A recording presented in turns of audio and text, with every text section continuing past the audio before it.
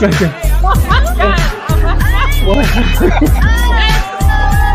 here it is. Worth $1. Every dollar.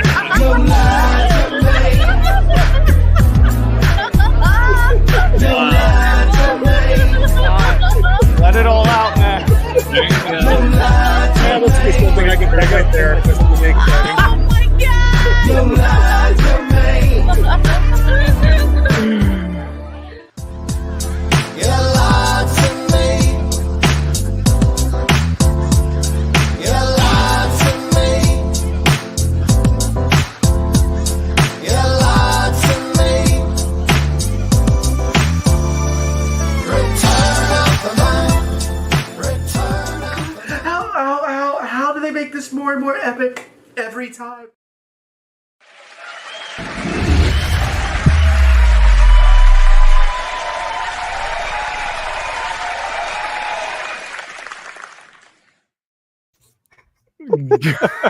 Good evening, everyone, and welcome back to another episode of Max's Man Cave. So, kind of a new intro. What'd you guys think? That's pretty damn funny. Yeah, it was something. It was something. Oh, it's something. It's something else. I was both amused by your collage of videos and also terrified by the simp guy crying at the bottom. Like he was watching Max's Man Cave and he was just overcome with emotion. Sure. If you guys, he's like notorious because that was his reaction to the Last Jedi trailer. I think it was it Last Jedi? Yeah. And he's just like weeping, right? And so now everyone memes the hell out of him because he's a grown man who had that reaction to a trailer. So I tried to time it so that like I start flossing and he's like screaming and he's like, "Oh my god!" Max, who you should have used? Kevin Smith. You should have used him. Oh, maybe. But see, I still hold a little bit of respect for Kevin Smith because he did Clerks, and I will forever love him for that. So, for sure. But yeah, hopefully you guys enjoyed the new intro. It's a little bit longer, but it's fun. It's looking back at our history of like meeting up with people, hanging out with friends, doing live streams, being goofballs and things like that. So just a little bit of what you guys will get to see on Max's Man Cave. So we've got Cajun Corey here. Thank you, sir. We've got Aaron Louviere. Good to see you as well. Howdy. Yuri Volte. Hello. We've got Zaxx. Good to see you, brother. Thank you for being here. And we have Dominic Mason. Was it Rise of Skywalker? I thought it was Last Jedi. Huh. I forget. But most importantly, we have the birthday boy himself, El Beardo Magnifico, the Sparrow. Hey! There he is. Hello. I heard there was a Star Wars question, so I thought I would come in and answer it. What was the question? So I just I played a new intro for the Max's Man Cave live stream. And during that intro is a individual who is weeping at the trailer for, I think it was either Last Jedi or Rise of Skywalker. We're trying to figure out which one. Do you want me to play a little bit of the clip think again? I know who it is because I think I know. I remember the biggest like weeping vagina over the trailer. But yeah, let me see who it was.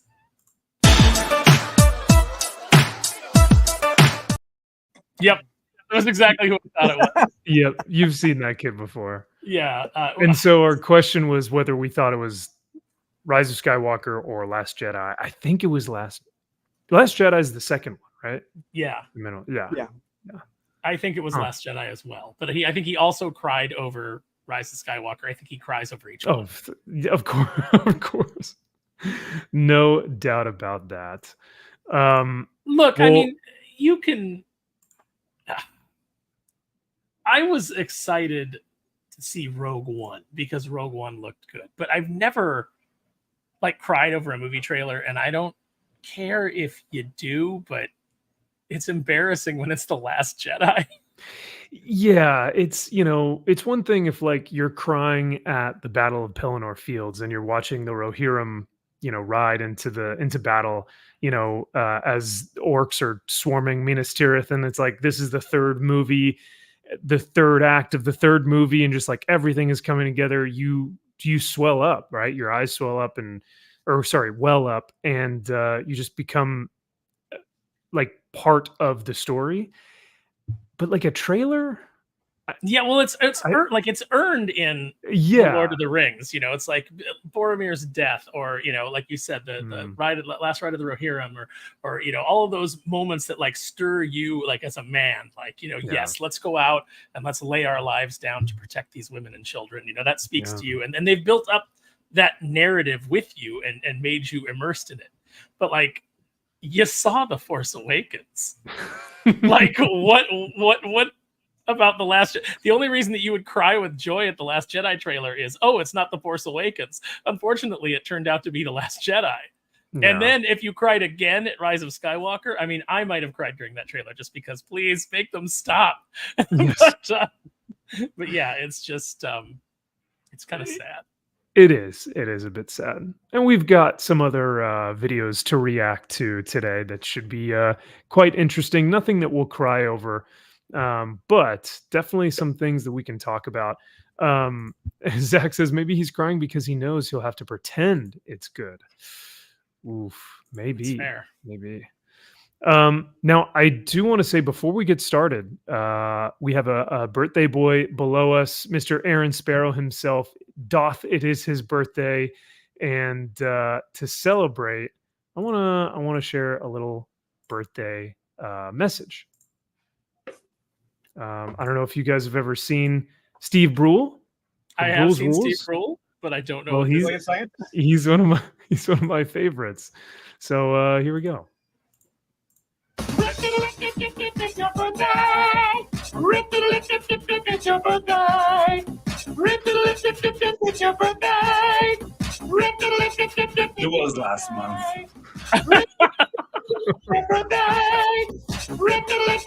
It's your birthday.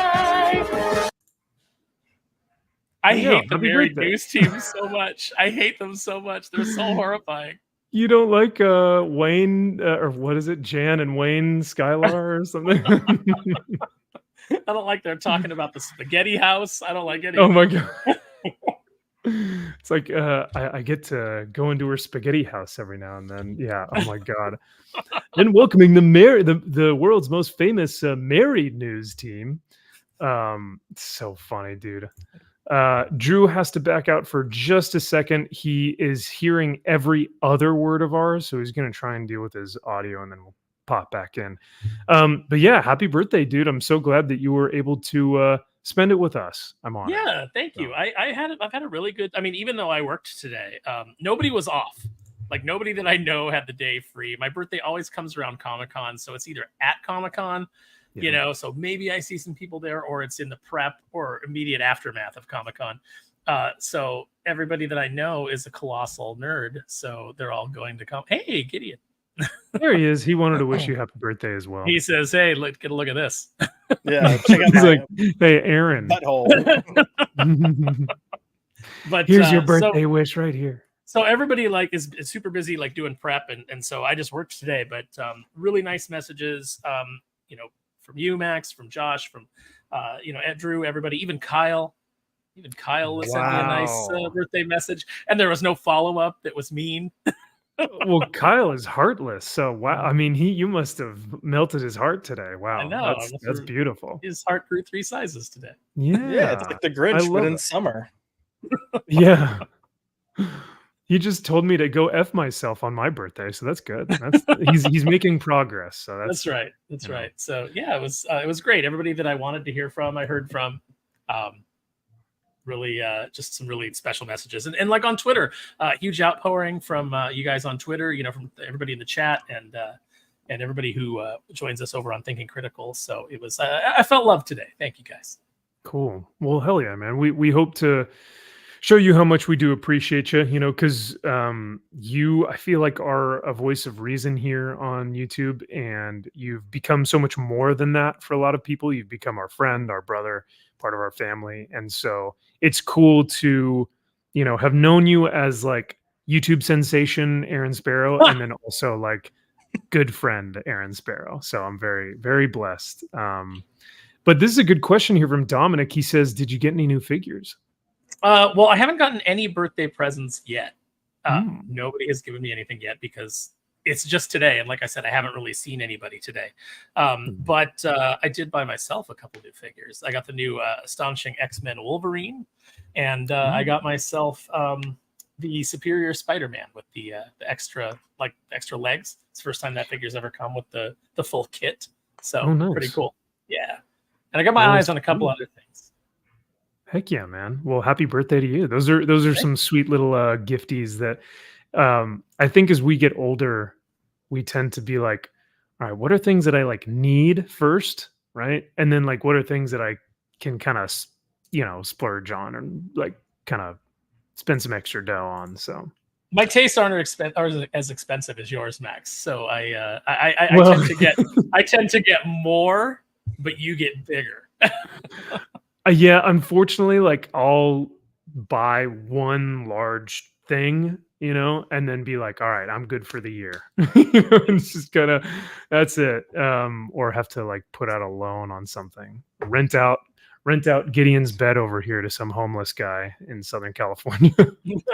I'm sure they'll take you up on it. I'm sure you can make some money. No, yeah, I'm sure. Well, you could definitely make some crack.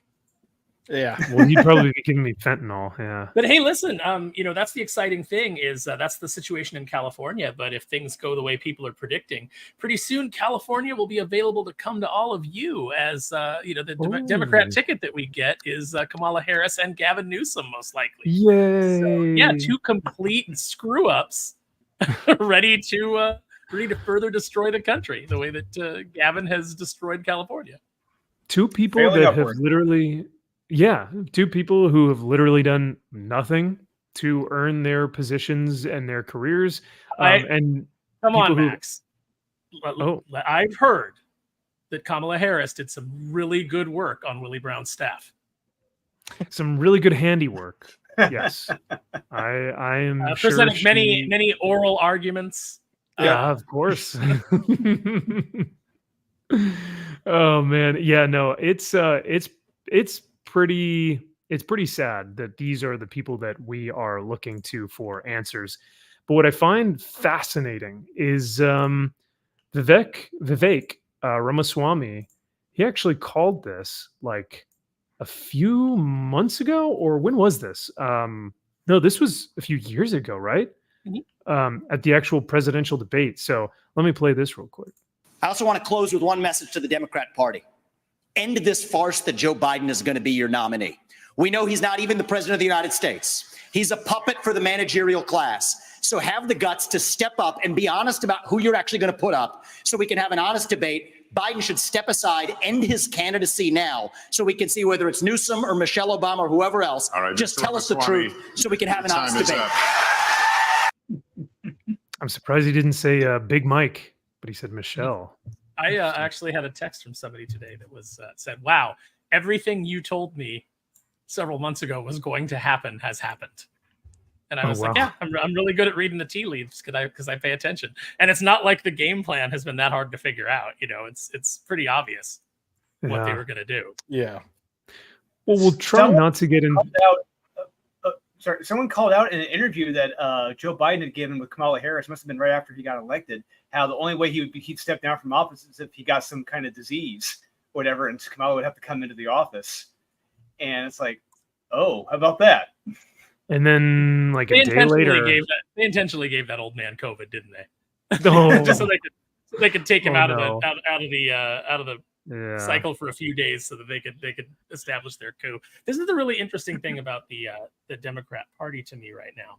And I'm not a party guy, but just watching from kind of the outside, this will be the third election in a row where nobody got a nobody got to choose who they wanted in the primary. Hmm. You know, they wanted Bernie, and the DNC screwed him and gave you Hillary. And then they didn't even get a choice with Biden. That was just ramrodded through. And now it looks like Kamala Harris is going to get ramrodded through unless Hillary decides to make a last-minute Hail Mary and Kamala suddenly gets really depressed. Well, I think that's the question, and I promise, chat, this will probably be the last time we discuss politics for tonight. We'll kind of get it out of the way first because this is breaking news. I mean, this happened hours ago that Biden has written about or publicly announced and made a statement that he is officially going to drop out of the candidacy. He still is going to be president for the next few months, but he is out of the candidacy. So I guess the question I have for you guys is, do we think that Kamala will be the sacrificial lamb for the Democratic Party so that they don't have to virtue signal and back her because she is a woman of color? So, they have to applaud her to run this candidacy, but then she'll lose. So they're kind of going, listen, Trump has got this and we'll just let her win, or we'll let her lose. And then Biden and Kamala are both out. And then in 4 years, bring in Newsom and whoever it is that can run at that time. Or do you think that they are going to do everything within their power, get Kamala out of there, put Hillary in, and destroy Trump? I don't know at this point, but what do you guys think? I think that the Democratic Party itself is very divided on this, because I think you have a lot of people within the Democratic Party that they genuinely believe that Trump is just personification of evil and that he absolutely cannot take office again, and they have to stop it at all costs. Like, I think those people are out there. At the same time, I think there's a group of people saying, hey, this election's most likely a lost cause. Let's prepare ourselves for the next election. And that's where I think it's going to get interesting. So I think you're going to see that Harris is going to end up being the one pushed forward. I'll be curious to see who their VP is, because if that's the track they're going, I don't think they're going to put her with Gavin Newsom, and partially for two reasons. One, I think the Democratic Party thinks that they can actually have viable chances with Gavin. I don't see it. He's ruined California, but he has a certain charisma to him that I think they'll like and get behind, and they'll skew figures like they always do to try to make him look better. All you got to do is look at California. I should just have a shirt that says if he's VP nominee for 24, like Harris Newsom, I left for a reason, because I left California. They're both from California. Yeah. Anyways, I think they're going to try to keep him, and then maybe they'll push someone else that they don't think has a huge file. The thing you have to be careful with is if they have hopes for Newsom in the future and they put him on this ticket and Trump annihilates them, it's gonna look bad for him in the future. Which is what I hope happens, because I basically said before, I will, if they put Newsom on the ticket for the presidency, I will never vote Democrat again. They will never have a chance at my vote again. That is how much I despise Gavin Newsom. I think that guy is a serpent in a human skin suit. Absolutely.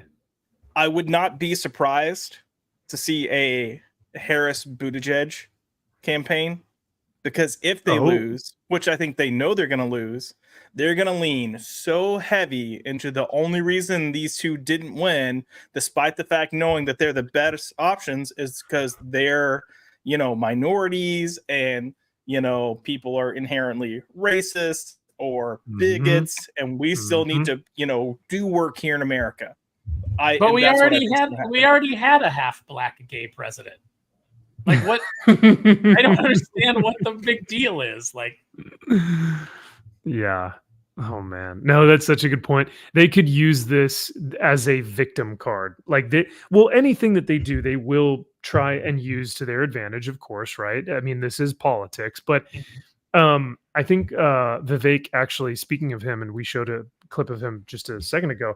Speaking of him, he actually said something really interesting today on Benny's show. He said, we have to understand that we are not conservatives are not fighting against Democrats. Conservatives are fighting against a machine. Conservatives are fighting against the big state. Like they are fighting something much larger. Or sorry, not the big state, the deep state. That is essentially, and I'm saying a lot of things that will get me demonetized right now, but I mean, it's just the truth. We're not fighting a singular party. We are fighting against everything that is pushing against this race, which is interesting because if I were not a Trump supporter, outside looking in, and you see all these people trying to destroy this man's livelihood, not just remove him from the candidacy or the presidency, destroy him. It makes me think, what does he have on all of these career corrupt politicians that we don't know about, which is precisely why he needs to be in office. Yeah. What are they afraid of is the question I keep asking myself. Like, obviously, he came in those first 4 years a total maverick. And I know that they used to like to use that title for John McCain, but John McCain was never a maverick. John McCain was an establishment warmonger. But Trump came in and he really was a maverick. They didn't have control over him the way they have control over everybody else. And so he busted up a lot of their games. And that's why this Ukraine thing is so, ridiculous, is because, we're pouring money into the Ukraine. It's all hush money. Everybody, all of those politicians and left and right had sons on Ukraine energy boards making all kinds of money, funneling it back to them, 10% for the big guy. That wasn't just Biden. That was Romney, that was Pelosi. They all have, this is all a big game. They've all been in power too long. They've all sold us out. They've all sold the country out for their own personal gain. And you had a guy come in there, and I make no mistake, I don't think that Trump is a, great and moral man, or at least, hasn't been throughout his life. But he wasn't an establishment politician. And I do think that he came in and he looked at everything that was going on and was like, no, this shouldn't be done. And like Dave Chappelle said when he was on that stage, and they said, well, if the system's rigged, as you say, Mr. Trump, what evidence do you have? And he said, I know the system's rigged because I use it. He said, I don't pay taxes. That makes me smart. And the reason that I don't pay taxes is because of the way that the tax code is constructed for her donors and all of her little buddies, and she could change it. She's been in government. It could have been changed, and I could be paying all this in taxes. But they'll never do it because all of their donors don't want them to. So when they come at me and they say, I didn't pay these things, I took these tax loopholes that exist and are legal, it's because of her and her cronies. Yep. Wow. And that's absolutely true. Yeah. Everybody's just washing each other's hands, and that's why the Republicans, largely didn't like Trump, is because, it's a uniparty in a lot of ways. Yeah. They know what works for them. George Carlin was talking about this when I was a kid. You don't have to have a grand conspiracy where interests align. And all these people are in the same groups. They've gone to the same country clubs, the same schools, the same law schools. They know what's good for them. And that's what they're going to do. And it's never what's good for you and me. And that's why Trump is a threat to them. Yeah. Yeah. To answer this, Zaxx, I think Vance is mild. He's from what did Jeremy say from D-Day Cobra? He said he's boring. It's like good. Max, I don't know. You watch him in those interviews he's given. He's a tiger. He is not afraid. Oh, is he really? Oh, and he's a sleeping tiger. Like when he has to turn it on, he can turn it on. Oh wow. And I think he's got a great personal story. He resonates well with middle America. He's from, and a lot of the battleground states where that Trump has to win.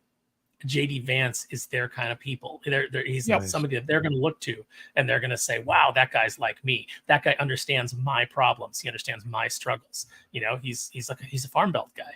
Yeah, so he said he was trailer trash. I think he even said it.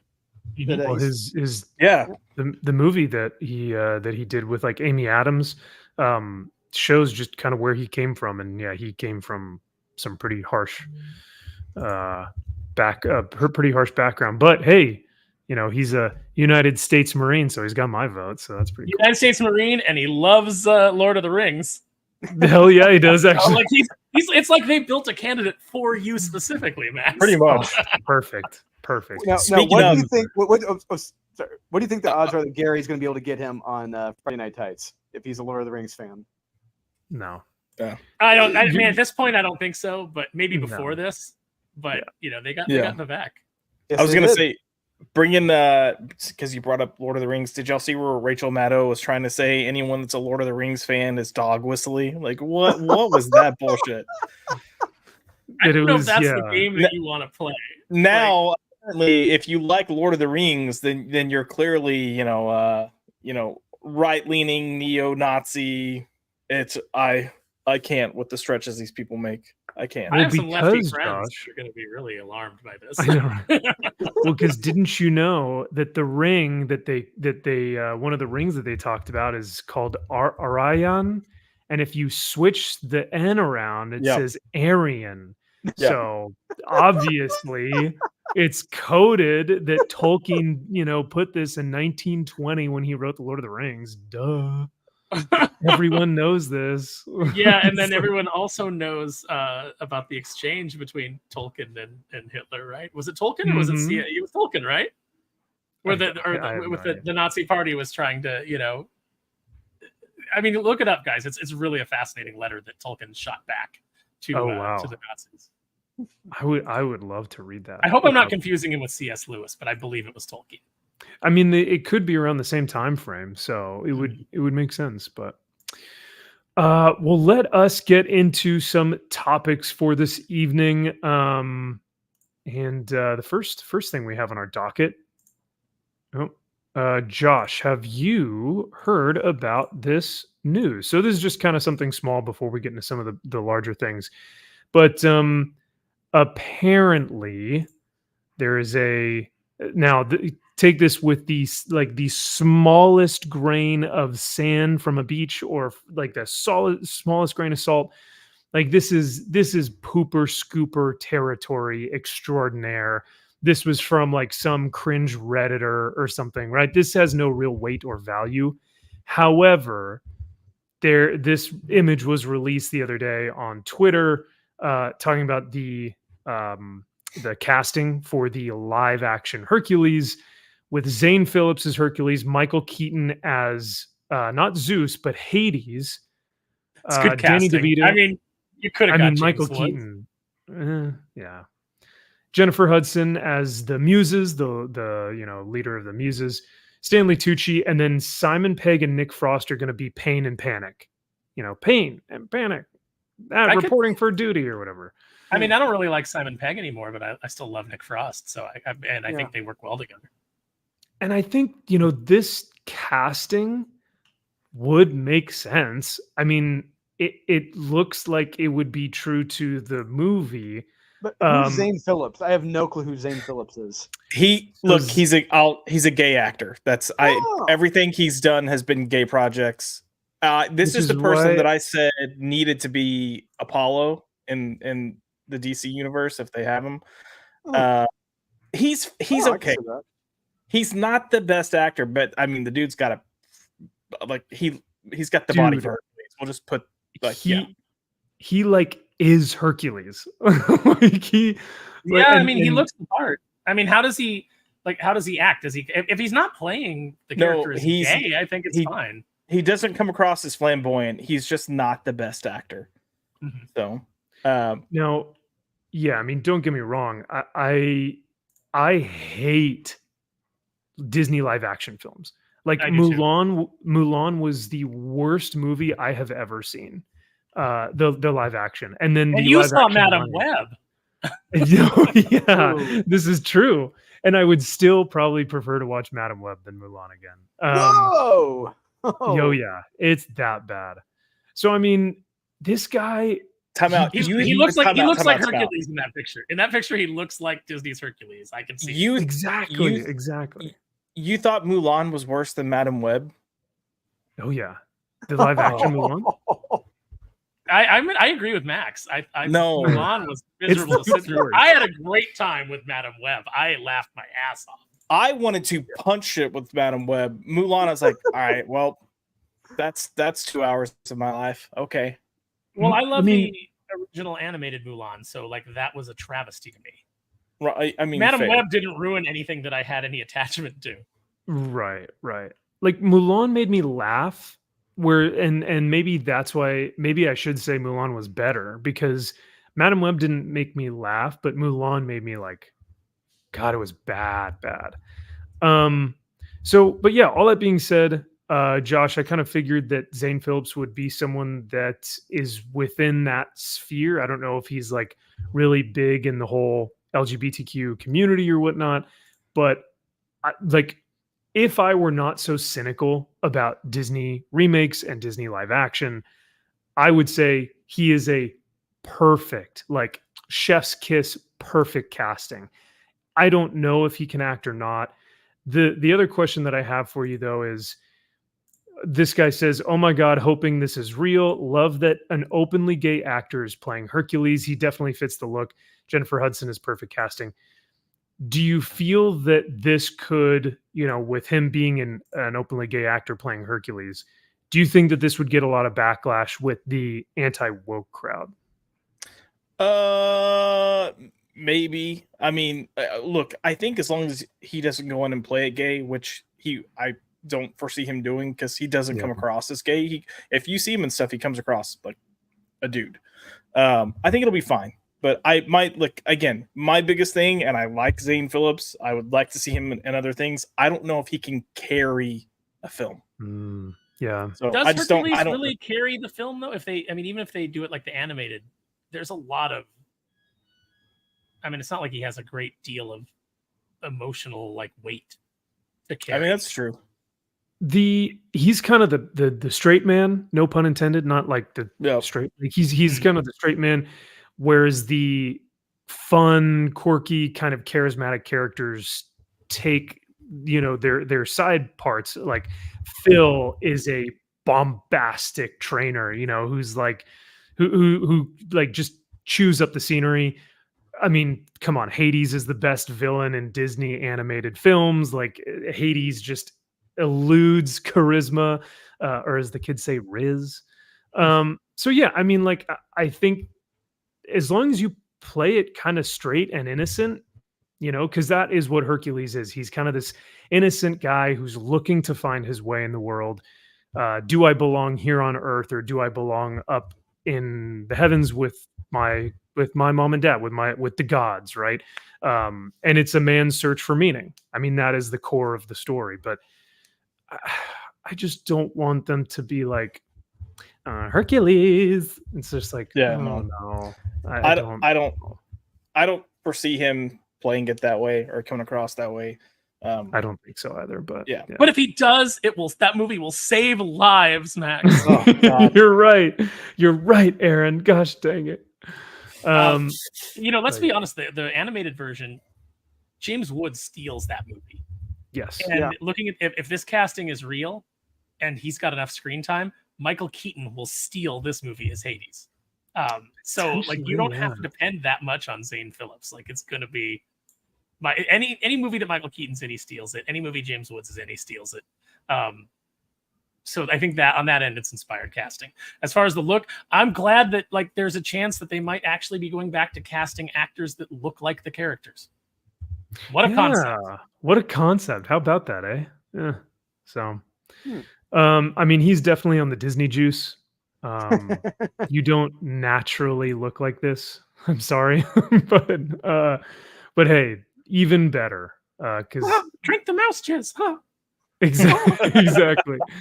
Because if you are going to be Hercules, you have to be on the Marvel/Disney juice. So I think that's totally fair. So yeah, on that Dwayne Johnson testosterone replacement. Yeah, that's all natural. What are you talking about? Yeah, it's all natural. Yeah. Look, the dude is in his 50s. The Rock, dude is in his 50s, and he's jacked like he's never been jacked before. That's not natural. And nobody cares. We all know it's not natural, and nobody cares. So just why do you have to pretend? This is like when actors like, no, I never had any plastic surgery, and it's like, well, here's your nose that you used to have, and here's your nose now. So what happened? Oh, it's just shaded. Okay. Oh, yeah. It's just contour. It's just contour. lighting. I just contoured my I knew that my terminology was wrong. Thank you, Josh. Well, I think. Oh, hold on. Oh yeah, man, Josh, you called this out way early. You called this out last year. This was just I made this comment when it wasn't for Disney, but when they first said the Authority were going to show up in DC, I was like, all right, DC, hear me out. Zane Phillips and Ben Aldridge should be your Apollo and Midnighter, because they both are straight acting, and I think you need that. Look, if we can get gay guys playing straight acting, I'll take it all day. I don't really care what a person's sexual proclivity is. I don't either. Personal life, when it comes to when it comes to acting, look, how many times has Doogie Howser, Dr. Horrible, why is his name escaping me? Neil Patrick Harris. Neil Patrick Harris. Yeah, how many times has he played a straight guy? He even played a straight up womanizing lunatic in Harold and Kumar, and he did a great job. So I mean, I don't really care what their personal lives. That's the whole thing that we've been saying from the beginning is we don't care about your personal lives. Keep your personal lives out of it. Just be up on screen and entertain us and be an actor. And I think that's the thing is See, Agent Corey's right. Yeah. Right. Yeah. Right. I love it. And I don't have. He was branding hookers with a hot iron in the second film. Oh, God. I don't have a problem with this Zane Phillips. Is that what his name was? This Zane guy.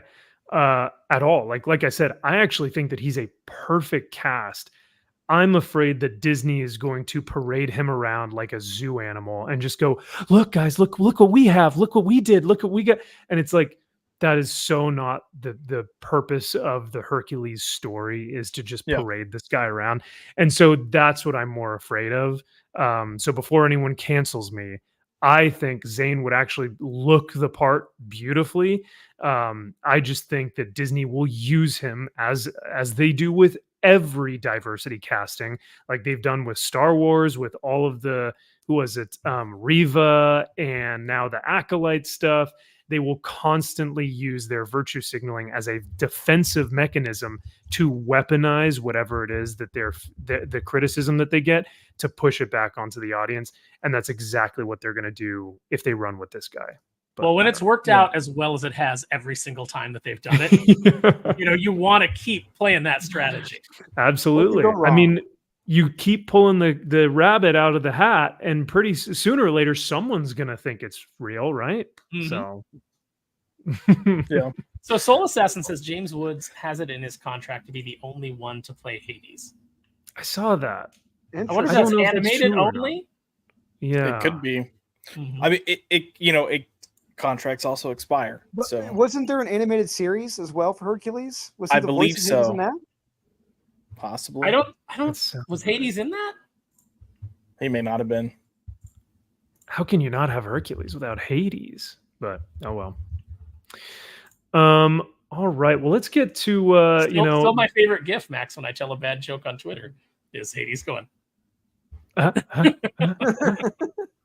Anyone? He goes, I think my favorite part is he goes, "You what?" And then he's like, I'm cool. And he's like pushing back his flame hair. I'm cool. But yeah, no, I love his little temper tantrums. They're just perfect. It's my all-time favorite actor. I love James Woods. I think, yeah, I don't know if he's we want to just talk about actor, do we want to talk just about James Woods and vampires the rest of the stream? I love that movie. I don't care what anyone says. I love that movie. That movie is. I can watch that movie any day of the week, man. That movie is great.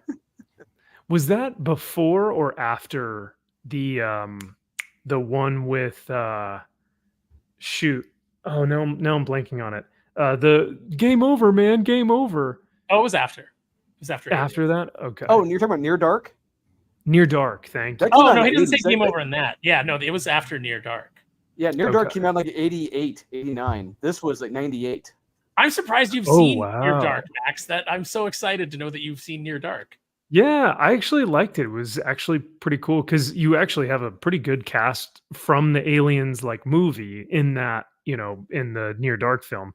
Well, you know why, right? Interesting take. You know why, right? No. Catherine Bigelow was married to James Cameron, and that was a lot of his cast. Okay. Mm-hmm. Yeah, the scene where they go into the bar. Oh, I love it. All these bikers in the bar that are used to being a spur. People. Oh, guys, if you guys in the chat have never seen Near Dark, I highly recommend it. There's a scene where the vampires go into the bar, and they're all white trash vampires, by the way. They drive around in a filthy Winnebago. It's all boarded up. Yeah, it's all so that the sun doesn't get them. But they're complete trash, and none of that Anne Rice fancy vampire bullshit. All right, these guys are scummy, and they go into this sleazy biker bar with all these bikers that are used to people being afraid of them. They're used to being the tough guys, and they don't know that these 4 people are vampires. And it is a fantastic sequence. Now, and they play Naughty Naughty. There's a great behind the scenes story on this. Lance Henriksen tells that it's right after Bill Paxton, his face got all jacked up in the film when they're filming it like that night. Apparently, there was like a train going by. The train had stopped, and Bill Paxton went out there to the train and was scare the conductor and all that. He's like, "Oh, you should have seen the other guy. Oh my god!" Just. I could see him doing that. God, I miss Bill Paxton. I was about to say, what a treasure that we lost with him. Yeah. So yeah, no, because I know Vampires was John Carpenter. I just haven't seen it. And I know that's one of his more schlockier films that people tend to not like as well, it's the latter 90s. There's like I don't want to call it the wasteland for John Carpenter, but like the latter 90s weren't really that kind to him, especially with Ghost of Mars. Ooh, Ghost of Mars. Yeah, but John Carpenter's Vampires, that was probably like the last film in the 90s that he did a really fun. Nice. Okay. I don't hate Escape from LA. A lot of people hate on it, but I do not. It's fun cheese. It's fun cheese. When he's surfing, or when the like rocket is going through the roller coaster, and you see the shark from the Universal Studios, and you're like, yeah, what? Why not? I'm sorry, but Bruce Campbell is the Surgeon General of Beverly Hills. Will never not be fun. Oh, yeah. My God, they're real. Yeah.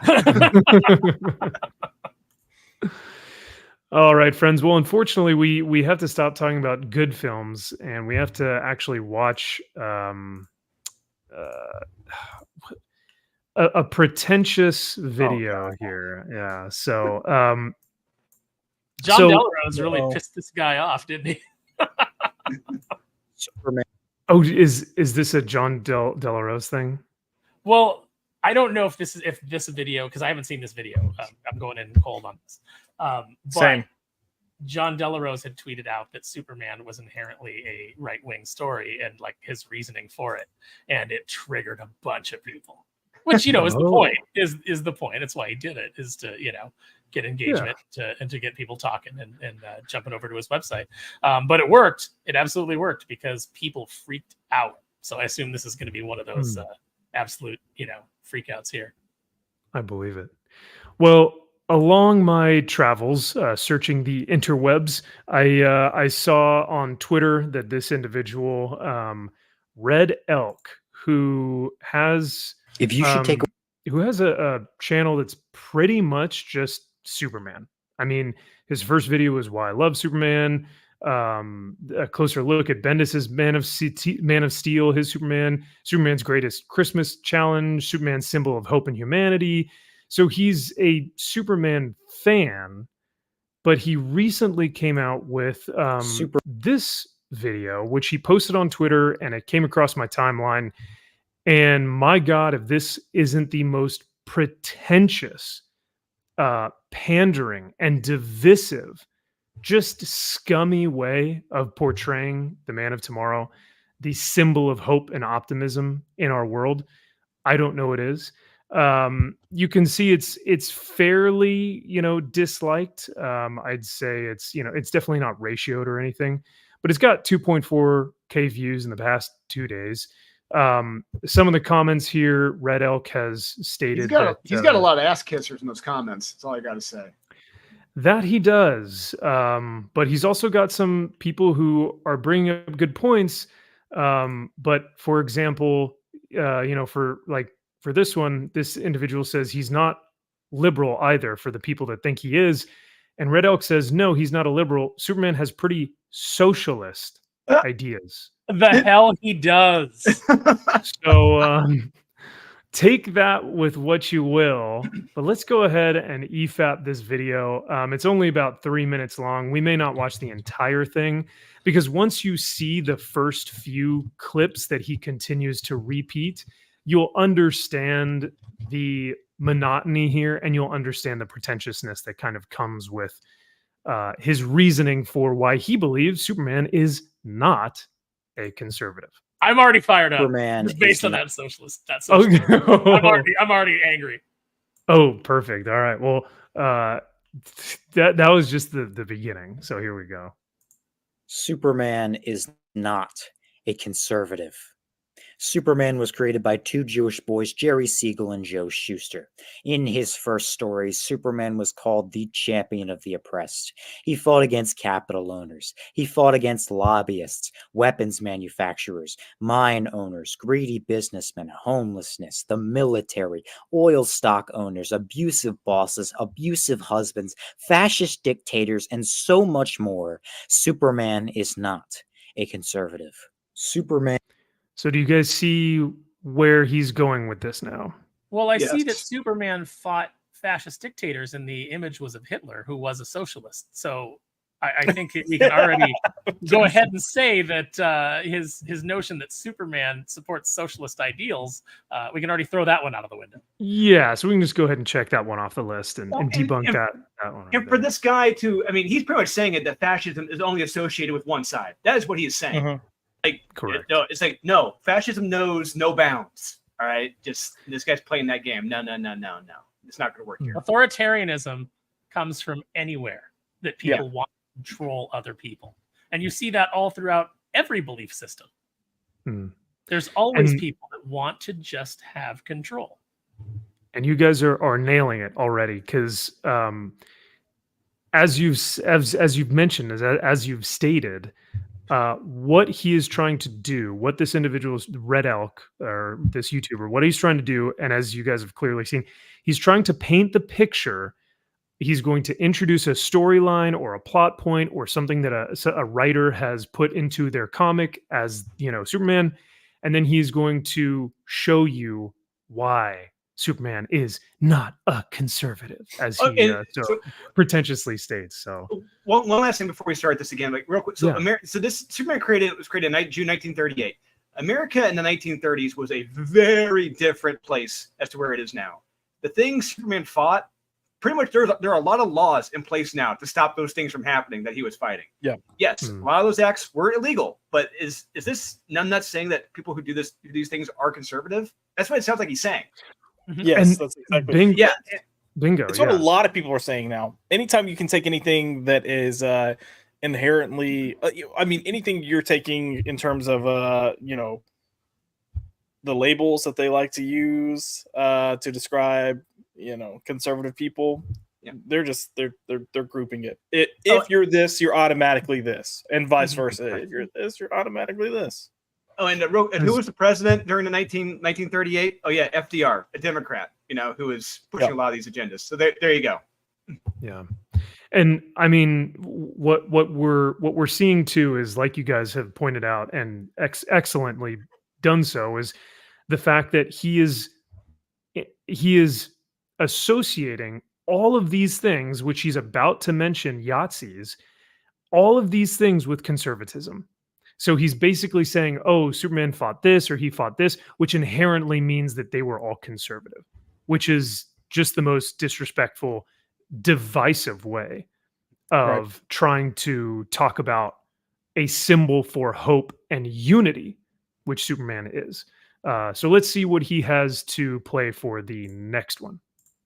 Superman is the story of an immigrant, a boy from a faraway place who came here for a chance at life, a man who's hated, ridiculed, and attacked by many for not being like them, for being different, for the possibility that he's violent, for Once again, When did that happen in Superman's early days? When did that happen? Aside But from once again, aside from very minor examples here and there, when has that happened in his history in general? He's cherry picking. A lot of the shit he's pulling from, I think he's pulling from the New 52 Superman by Grant Morrison or Max Morales. That's what he's pulling from for this stuff. And then I think American Alien that I think kind of the Max Landis story. I think so. Yeah. Yeah. No, and as you can say, he's associating. He's saying, well, Superman was attacked because he felt like he was an other. He felt othered, or he felt like he wasn't like everyone else. And it's like, that's not an inherently liberal or socialist. It's not like you're saying, oh, he's all these things and that's why he's not a conservative. Conservatives can feel that way too, and it's just it's such a stretch. It's not he's also creating a straw man about the character of Superman. Right. Superman does not feel othered through most of his history. Superman is an American. He is inherently created to be an American. That's why his slogan for most of the life of the character has been truth, justice, and the American way. It's the idea that you came from somewhere else. And Garth Ennis, if you want to talk about like more modern stuff, although this is like 20 some years old now, Garth Ennis encapsulates it perfectly when he has Superman meeting Tommy Monahan on the roof, and Superman is having a bad night because he was unable to save somebody. He saw somebody who was in trouble. He was rescuing all these other people. He turned, he saw somebody, and the place was about to explode. And Superman realized, he saw in that guy's eyes, the guy knew Superman's here and he's not going to save me, because there was no time. And then everything blows up and Superman has to save the people that he can. And so he's having this bad night, and he's on the roof and he's talking to Tommy Monahan. And Tommy starts explaining to him how you're incredible. You're the ultimate immigrant. And Superman's like, what? And he's like, you came to this planet, you came here as a baby. And I don't know how Tommy knows all this, because sometimes it's like, how much of Superman's origin does the general public really know? But it's still a really good story.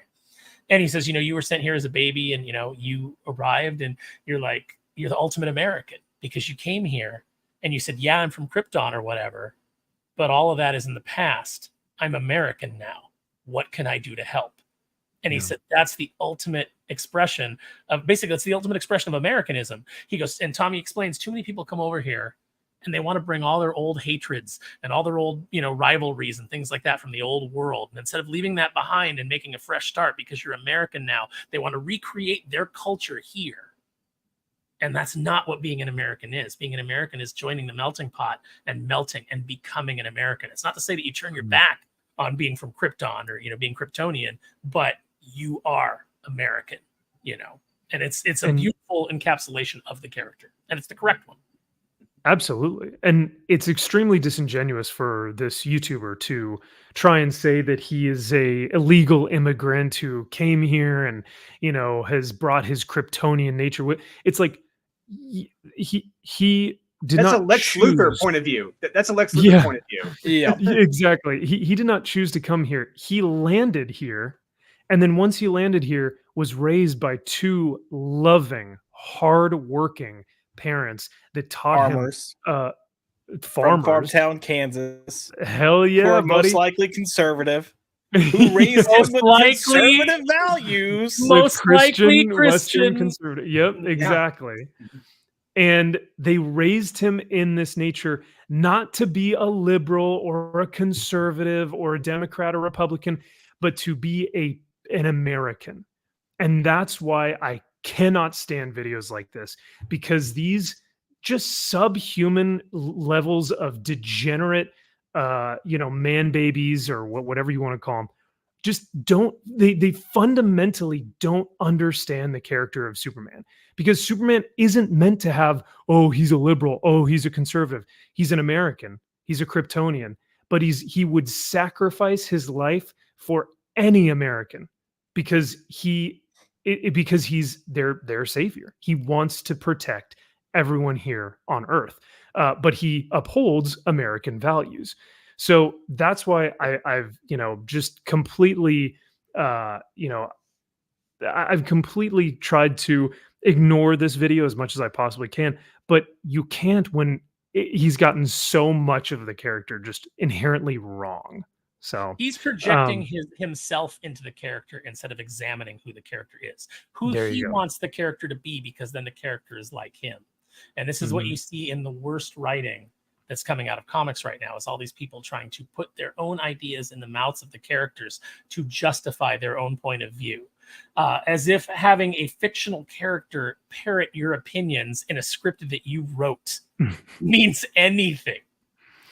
And that's the thing, isn't it? Because he's like both of you guys mentioned, I think Drew said cherry picking, and what you just mentioned, Aaron, is he's cherry picking from probably authors who are maybe talking about more of their maybe leftist viewpoint, because a lot of writers and creators within the comic industry tend to lean more left or tend to be Democrats, which is fine, but he's like probably inherently being like, oh, well, this creator actually talked about Superman this way and blah, blah, blah. So it's very interesting. Look at these people screaming at him in this image that's been chosen. This guy here with the earplugs and the spiked hair. I'm pretty sure that guy's not a conservative. I'm pretty sure that the lady or the man next to him is whatever not this thing is. Yeah, Amanda Waller. Yeah. Yeah, the Karen behind him, dude, because the Karen behind him with the red hair. Pretty sure that's Joy Behar. Even this chick down in the corner, she's got the two piercings. Oh, she's got the piercings. She just needs the nose piercing, and yeah. Is this a real cop or is this like a leather daddy? I can't see the rest of his. Is this like a guy who was like on his way to the club? Yeah, like what's it's Al Pacino from Cruising. Yeah. Well, this is Grant Morrison, so who knows? That's from the guy's on his way to his shift, Josh, at the Blue Oyster. That's right. Hey, but just as false prophets use scripture to, strengthen their ideology, this kid or whoever it is that's making this video is using these, Superman stories to bolster his own ideology, as opposed to, like you said, Aaron, reading the character and gathering something from the actual source. He's using the source to bolster his own ideals and ideology. So let's watch the next one that he has for us. For being alien, Superman is not a conservative.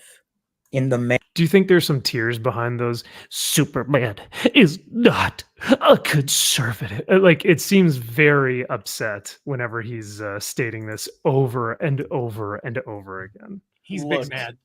I'm just gonna throw this out there. I feel like this person had some strong reactions last Saturday. Maybe that's why he made this video. Probably. Well, actually, I would say, oh shoot, I did assume his gender, but in his YouTube profile, he does have his pronouns, so we're good. I made sure I, called him by the right thing. So. Man of Steel issue 80, Superman sees many using him to push their Nazi agenda. They maliciously claim they're flooding immigrants of color into the... Oh, does he? Listen to this guy to push his Nazi agenda. Nazi agenda. I'd rather burn the industry down than say blogging like way conservative. Yeah, but once again, what's he doing? He's associating all conservatism with Nazi beliefs. So and cherry picking. Yeah, I'm sorry. What were the Nazis again? Oh, socialists. That's right. Yeah, that's right. But I mean, that's just, we've already checked that off the list of things that he's gotten wrong. So to the country to take white jobs and replace white people. They say Superman will help the Nazis to fight against them. Wait, Max, go back. Hearing this, he destroys them. Go back to the previous panel. So, Superman is not a conservative, so Superman is more liberal. What does this word balloon here say? The world is changing. If America is to survive, then all true patriots must rise up and take this country back out of the hands of the Marxists. Okay, that's conservative. Zionists. Oh, who is it that's yelling about Zionists right now? Which side is it? Which side is it that hates the Jews right now?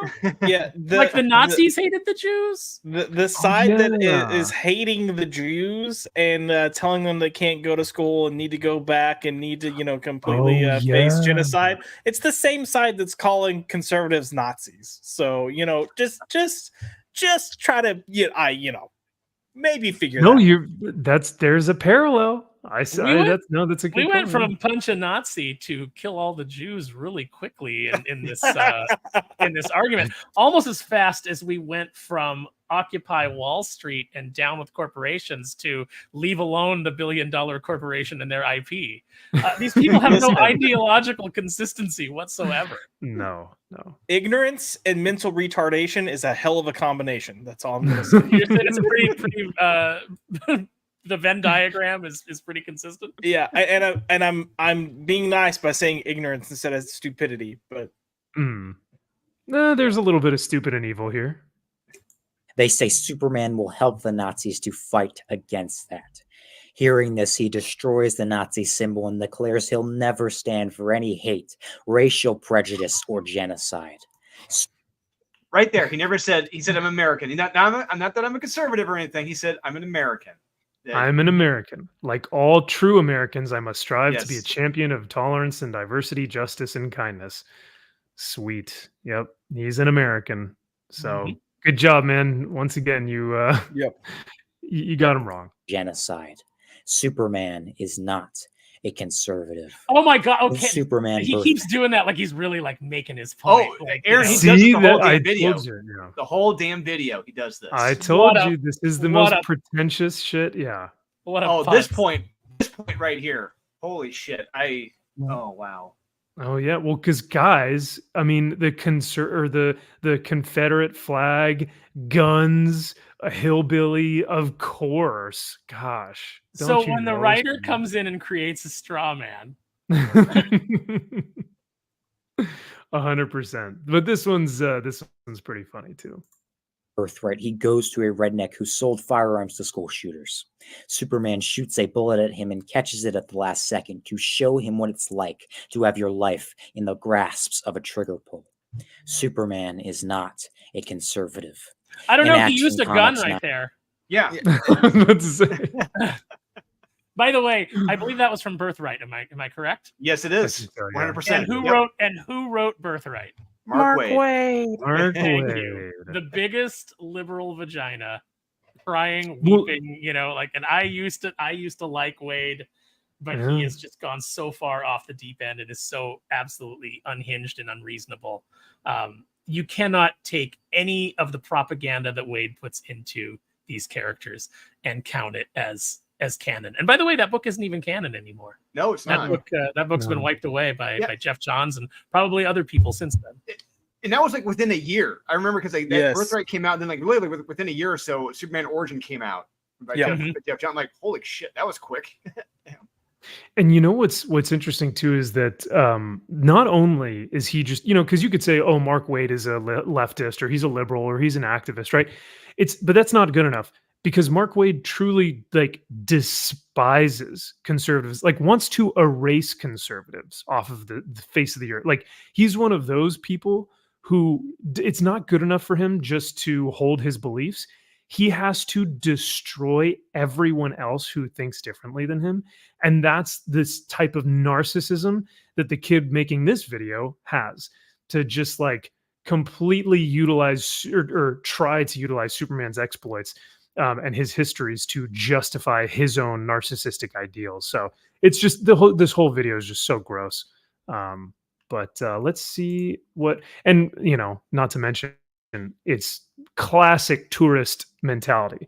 This is what tourists do whenever they enter a hobby and they don't fully actually know the character. They just want to espouse their own beliefs and put it on the character without actually understanding what it is that they're talking about. So 900, Superman flies to Iran to stand with its people for their basic human rights. Basic human rights. This issue has been completely, wiped from existence from true Superman fans, in DC lore. People have wanted to forget this issue, especially the David Goyer line of dialogue, which is about to come up here. He's talking about. Why does this guy sound like he's doing Jack Palance from Batman 89? He's trying to match the cadence of him. He's like, remember, Superman.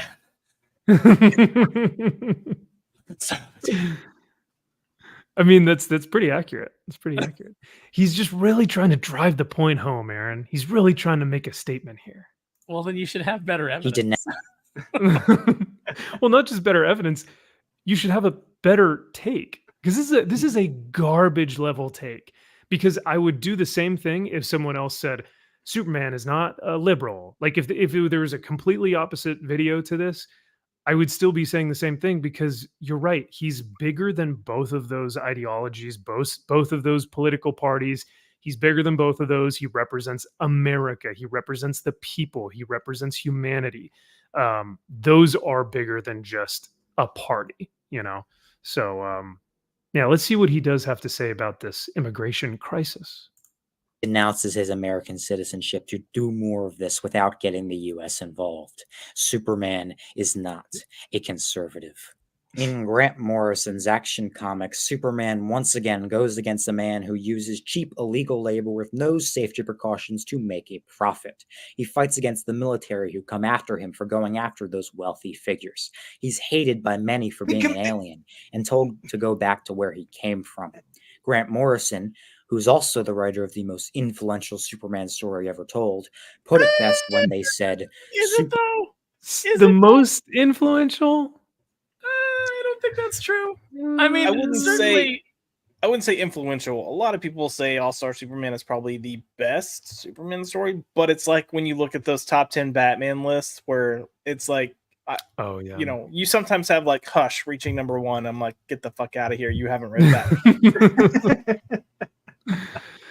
But then again, you also look at like Whatever Happened to the Man of Tomorrow, and that's Alan Moore. Right. He's like, and I want to clarify before anyone jumps on me in the chat or the comments. I like All-Star Superman. I think it's really good. I think there's a lot of good in it. I agree. I don't think it's one of the most influential. Correct. Maybe it will be in the future. I actually think it's too new to be one of the most influential. Right. But certainly it's held up as one of the prime examples of great Superman storytelling. Yeah, one of the best in the last 25 years. Absolutely, I'll say that. But beyond that, that's where it gets kind of shaky, because there's a lot of great true Superman stories that came out before that and during that time too. But this new 52 shit. So people watching it, they're not too familiar. This New 52 kicked off on shaky ground, and the consistency with the storytelling between Grant Morrison doing his run and George Perez trying to tell his run, there was no consistency across the board at all. It was a mess. And from what I understand, I'm not going to say who said it to me, but Grant Morrison would just drop off scripts, first drafts, and just check out. Done. Hey, I'm gone. Here you go. Have fun. And that's it. You would not get anything beyond first draft from Grant Morrison after that. And and a lot of that was quickly retconned and changed over time because a lot of it did not work. So what Grant Morrison was pushing in early on, it wasn't that good. It really wasn't that strong. It didn't really make sense in the long run. Look, I mean, I think Grant Morrison's X-Men run is very interesting and a very intriguing read, and I also think it doesn't work, and that in a lot of ways it damaged the X-Men. It's an interesting diversion. Sure. Yeah. And is not a right-wing authoritarian. Superman is not a conservative. In Greg Pak's Action Comics, Superman protects protesters. So the DC New Universe, you want to talk about the most disregarded, tossed to the side run in DC history. It is this. Holy crap.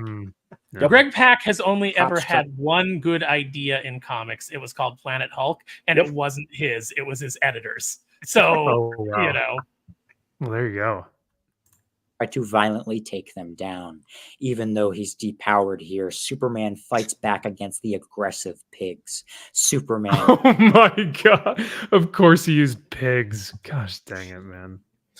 Is not a conservative. By the way, I just want to say, just going back to Superman fighting against those businessmen that were exploiting illegal alien labor. Which party is it that wants to remove illegal alien labor so that people can't be taken advantage of? And which party is it that wants illegal alien labor for votes and doesn't care that those illegal aliens are dying while crossing the border, that the women and children are being sold into sex trafficking? Which party is that right now? Aaron, no, Aaron, don't do that. Okay, Superman is not a conservative. Oh, that's right. Oh, okay. Well, I mean, that's right. yeah, because he's said it about 30 different times. So is Superman then in favor of people being trafficked? Is that his point? Hey guys, come on over. just don't think about it, Aaron, because if you just read the words and you just say Superman is not a conservative. Do we need to check Superman's hard drive? I mean, or do we need to be concerned? No. Oh God! Oh no! Oh man! All right, we've only got another minute, I think. The absolute Superman would probably do. I think the best one is about to come up now. Let's also acknowledge literally everything he's pulled has either been New 52 or Birthright. Well, you only want to pull the sources that back up your preconceived bias. And I would say it's two runs that are like holistically looked at as being like not accurate depictions of Superman. Correct. But now wait, Josh, I have to push back on that because he did mention in the very beginning when Jerry Siegel and Joe Shuster first created him, he was fighting against oppressive capitalist, what was it? Bosses and landlords. Superman was fighting bad guys, people. Yeah. People who take advantage of other people, which knows no political ideology. When there weren't laws in place to stop it from doing anything, it makes sense back in 1930s. No, my worldview is falling apart as I'm watching this. Oh my God! Clutch my pearls. So this one is this one's quite interesting. In Superman Smashes the Klan, he battles the KKK, protecting an Asian immigrant. Oh, come on, Drew. You know that you knew that this was coming. How could he not put this in there? But okay, wait a minute. I'm sorry. Let the rest of the clip play. Yeah, because I've got something to say as well. Family from the cowardly Burning Cross scumbags. Superman is not a conservative. All right. So, Aaron, who was it that founded the KKK? Who was it? What party was it that fought to keep slavery from ending? Which party was the party of Jim Crow? Which party was the party of segregation? It was the conservative part. Oh no, wait. Oh wait. Wait a minute. It wasn't the Republicans, was it? It was the Democrats. I'm sorry. Do you guys want to know the funny difference between the Republican National Convention that just happened and the KKK? Is that one didn't have Democrats in it. So there you go. One was not run by Democrats. Yeah, exactly. This is the interesting thing about the Civil War is that it's always painted as the North versus the South. That's what we're all taught in school, right? Yeah. But it really wasn't. It was the Republicans versus the Southern Democrats. And they always try to paint it. Yeah, and they always try to paint it like, and then they came and the parties switched. Okay, sure they did. Which party is still the Klan? Which party is still holding, the black population in their grip and not allowing them to move forward, keeping them in the same place, keeping them financially downtrodden because they need their votes. And the way to keep their votes is to keep them never moving forward. How many years have they had now to improve the lives of Black Americans with all their policies and all of their empathy and all of their caring? 150 years. Yeah. And I would say that largely there's huge portions of the Black community that are worse off than ever. Oh, we see it firsthand here in California, Aaron. I mean, it's all over the streets, everywhere. So he battles the KKK, protecting an Asian immigrant family from the cowardly Burning Cross scumbags. Superman is not a conservative. I know. I've said this before. Which party hates Asians right now and doesn't want them getting scholarships to schools? And oh my God! No, this guy was just called the white dress wearers. I don't know if YouTube will get me taken off. We've already said it 8 times. I know, right? The ghosts. The ghost called them scumbags. The guy making this video is an absolute scumbag for him trying to divide people with one of the most unifying, positive, uplifting, optimistic, Americanized cultural icons possibly ever, because this little dweeb wanted to push his own narrative, his narcissistic, viewpoint. But yeah, we've got a little bit longer to go. Superman's greatest foe is a billionaire. Superman. I think this is Birthright again. I think. Are there no yeah. liberal billionaires? Yeah, I was like, wait a second. Just because his greatest opponent is a billionaire does not mean what you think it means. So Superman is not a conservative. Superman accepts his gay son. Oh my god, I did not see that part. Hang on a second. Wait. So, according to this, my dad, who has always been a Republican, who when I came out handled it actually incredibly well, and his words were, "I love you no matter what." He can't be a conservative because is that what I'm understanding? Like, Josh, I'm trying to. It's not a conservative. I mean, apparently to Red Elk, I guess your experience doesn't matter. Gosh, I mean, I guess your truth is not. If you accept the straw man definition of conservatives that this guy is putting forth, then absolutely Superman is not a conservative. Yeah.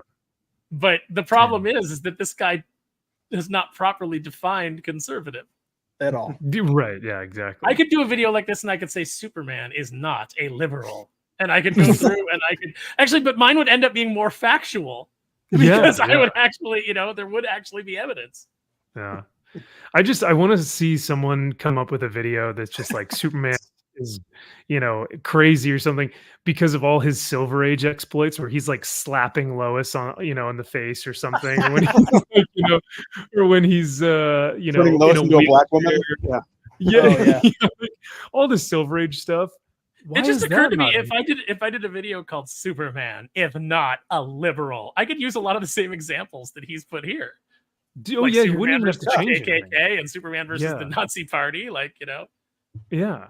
No, why not just do a response and all you'd have to do is just change that one line instead of conservative, just write liberal and then but no, thank you for sharing that, Josh. No, seriously, because that is not an easy thing to talk about, I'm sure, but I mean, but it's still, it's important to show that, listen, it doesn't matter if you're conservative or a liberal.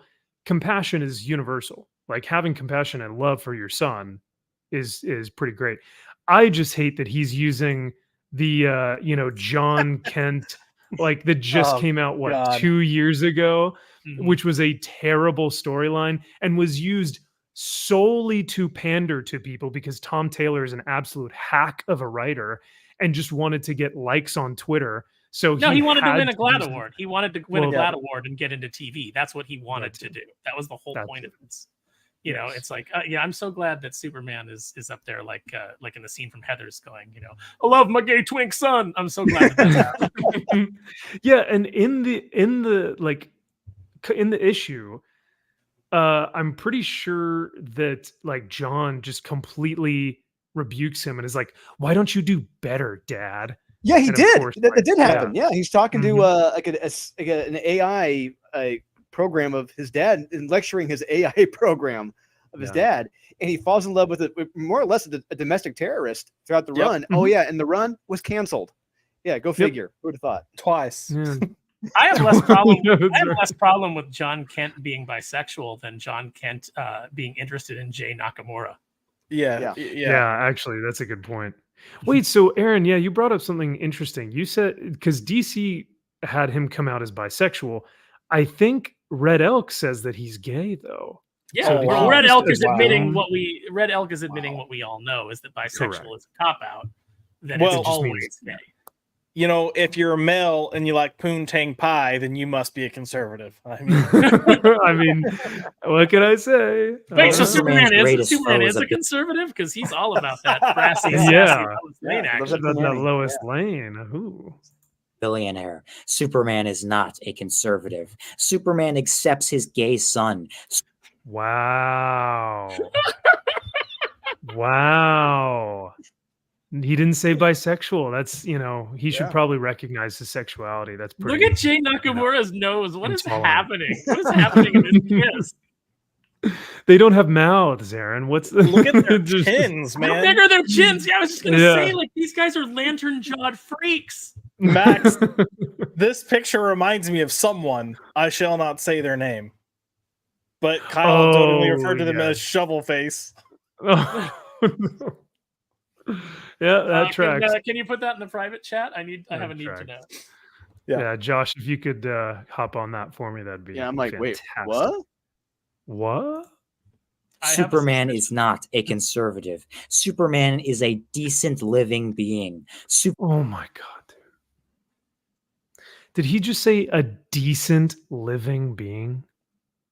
Yes, he did. And look, here's the problem. Like, and here's where I mentioned, like the mental illness of our country right now. There are people that are so convinced that if you are conservative, then you are absolutely, without a doubt, all these things. They have no capability of understanding that two things can be true at the same time. They have no concept of understanding that there are bad people in every grouping that you can think of, and that there are good people in every grouping you can think of. Yeah. They are so small-minded that this is their reality 24/7. Like, This is the same type. This is the same type of mentality that when you have somebody who hates all the gays, and you're like, "Well, how many gay people do you know?" And they don't know any, but they see them on. I've seen them on the TV. It's like, okay, so you don't have any actual firsthand experience. So this is kind of the hobgoblin of small minds and small thinking. When your world is small, things are scary. This guy's world is small. He's only surrounded by other hateful liberals. Once you get out and you meet your first gay person, if that gay person's a jerk, you're like, man, gay people are jerks. But then you meet the second gay person and they're really cool. And you're like, okay, only 50% of gay people are jerks. Or Christians, or whatever group it is. Like, when your world is small, that's the way that you think. So this guy is a very small-minded individual. When you get out and you travel, and I've traveled all around the country, and I've traveled out of the country, but mostly within the country, because as people from the UK that come here and say, this country is like this one country is like several countries. Yeah. But when you get out and you travel across the country and you meet people in different states, you meet people from all around the world that come to those states to see you or to be at the show and come and talk to you, you realize how big the world is and how most people are pretty chill. Most people are just trying to live their lives and get by. And these people thrive on oppression and on feeling oppressed. And the sad truth is, most people don't give a shit about you. They don't have time. They don't know you exist. And they've got their own stuff to deal with. So I don't know if that makes you feel better or worse, how insignificant you truly are. When you're worried that people are talking about you, the thing that you should be worried about is how little they actually do. But you know who does care? Superman. That's he does right. care. Superman. Oh, way to bring it around, Max. This is why you're a solid host. Oh, I was going to derail real quick. Can you highlight Nadia's comment, the decent human being equals usual Christian values?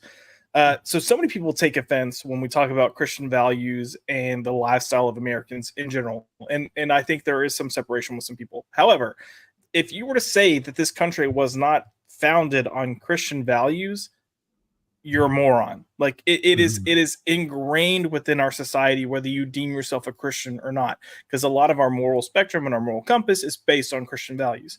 There's he's a former CIA agent named Andrew Bustamante, and he's talked about this growing rhetoric within America that you have all these liberals talking about how terrible Americans are, how terrible America is, how many bad things we've done. And he's like, this is only showing your ignorance because you've never been outside of this country. You've never gone somewhere. And he's like, and I don't mean like Europe, where there's still Western values there. He's like, go to other countries. And he's like, because I used to have the mentality that people aren't inherently evil.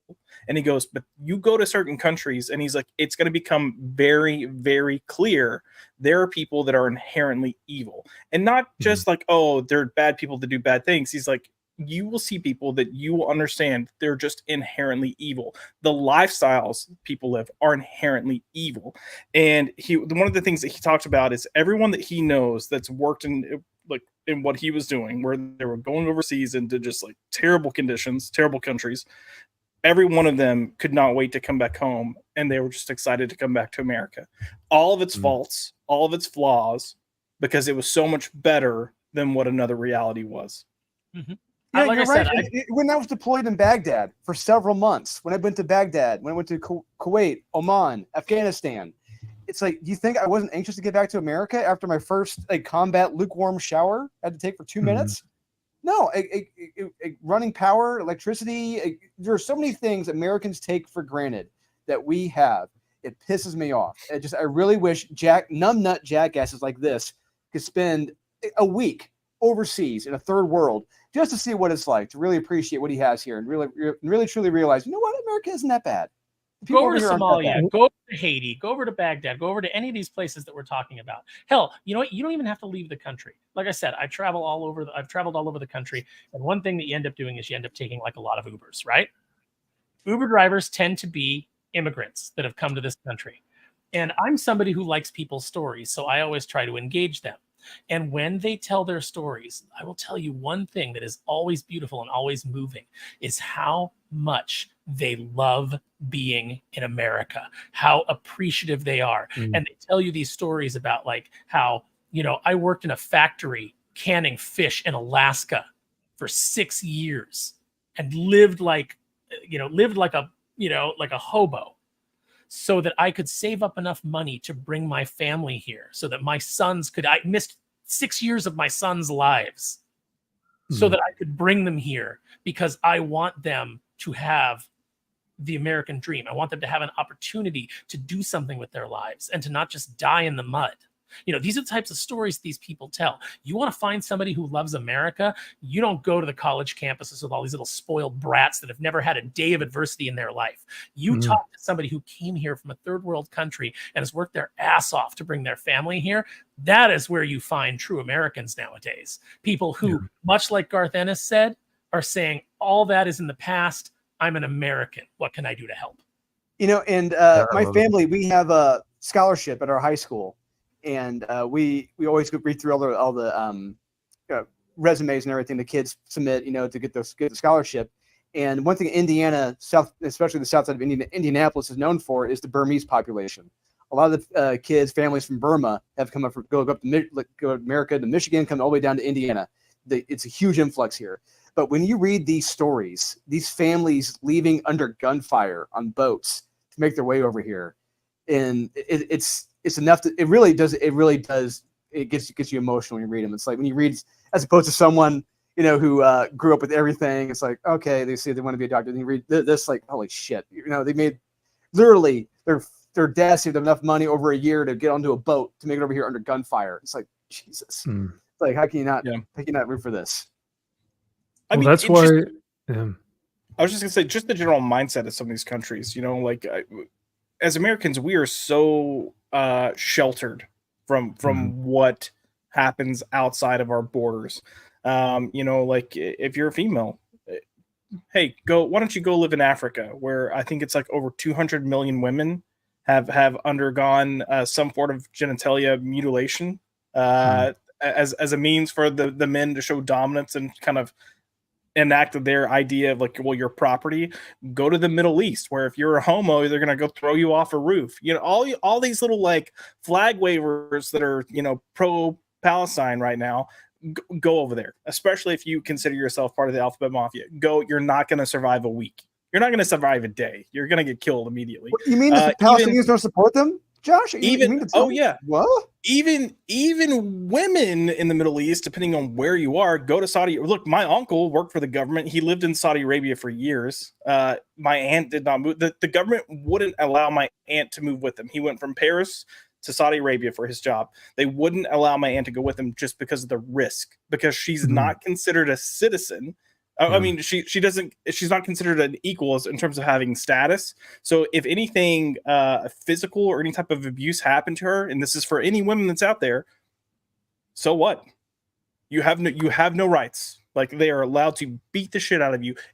You cooked the food and you burn it, you're getting the shit beat out of you, and guess what? It's perfectly legal. And I have a friend who was a paratrooper in the army, and he was in Somalia during the Black Hawk Down incident. And he said when he first arrived, and he talks about like when Clinton basically chickened out and pulled the military out. They told the Marines to pull out first. The Marines were the ones that guarded the walls on the base. So they pulled the Marines out and nobody communicated that to the Army. So he said the Army guys were waking up and the Marines were gone. And the Somalis were coming over the wall to kill them. And he goes, so we were walking onto the C-130s, firing at the walls as we were taking off to get out of there. But anyway, one of the things that he said when he first got in country, they were sending the guys out on patrol, but they told all of the black soldiers to stay on the base. Of the black U.S. soldiers, they said, you stay here. And Jesse said a lot of the guys objected because they were like, why are you segregating our guys? Like these are part of our unit. And they were told the Somalis will target them specifically. Because and so he goes, we got out into the town and he goes, I just started having conversations with some of the locals about like, why do you hate the black soldiers? And the Somalis were saying, because they are whiners. He said they cry. We see them on the TV. They cry about how bad they have it. And they said any one of us would trade places with them. He said, so we see them, we kill them. We show them what it's like to be in Somalia. And he said he was blown away by that. But that's the type of hatred that exists out there. And that, I think, is why little goblin children like this, like Red Elk, who has never been outside a day in his life. All three of you guys have shared incredible stories in the past like 5 minutes, right? 10 minutes. And he has never experienced a single moment of any of that. And that's what's so sad. These people need to get outside and touch grass, because if you were to actually talk to real people in real life, like outside of this echo chamber, when you are terminally online, this video is what happens. This is your mindset. This is your thought process. And Josh, I wanted to come back to kind of something you said about the fact that Western civilization has been built off of Christian values, regardless of whether you like it or not. But conservatism came from that, because conservatism is conserving those traditions and values. Because in America, the West, and in the West broadly speaking, this was a tweet by Kangman Lee, which is a fantastic influencer on Twitter. He said, is one who seeks to conserve or preserve traditional institutions, customs, and values. This is largely informed by Christian political tradition and natural law, because Christianity is what built the West. Western civilization is synonymous with Christendom, or at least it used to be. All the most monumental and beautiful Western achievements, innovations, philosophical propositions, architecture, music, literature, art, etc., that led to genuine human flourishing were developed by Christians. And he goes on to say more, but you're 100% right. I mean, like, regardless of whether people, want to believe it or not, that is just the nature of what our background is, where we came from. So we've got like literally, I think, like 10 more seconds. So I do want to see what he says, because I don't think I made it past like the minute mark, because I was like, this is too good to not react to. So but thank you guys for sharing those stories. Those were incredible. Superman is not a white supremacist. Superman is not a fascist. Wait, whoever said that he was these things? Yeah, I don't believe that this point was ever made by anyone. No one said that Superman is a white supremacist, that Superman is a fascist. This guy is conflating a lot of things because he is an ideologue. And so like I think it was Drew that pointed out, he's cherry-picked the things that he wants to make this point, which is that conservatism is white supremacy, fascism. The only reason why he would bring this up is because he wants to parallel the two. He's basically saying, if you are this, you are this. Mm-hmm. Superman is not Homelander. Superman is not a conservative. Oh, you know he was all bricked up on that final point. He was fully Homelander's torqued. not a conservative. At least, No, although I no. haven't watched the Boys TV show, so I don't know how he's portrayed there. But he is definitely not a conservative in the comic books, in the Boys comics. He is, if anything, Homelander is a complete degenerate in the comic books. Yeah. He's a complete deviant. Yeah, he has zero conservative values. But well, I think that's it, boys. We did it. We made it through it. Oh my gosh. That was brutal. Gosh. Once again, it's a little goblin boy who doesn't understand, who fundamentally doesn't understand who Superman is, what he stands for, why he was created, and why he stands for everyone, regardless of race, creed, culture, religion, political, background. He stands for humanity. He stands for the good, the optimistic. He stands for hope. He is so much bigger than liberal or conservative. He is a shining beacon of hope.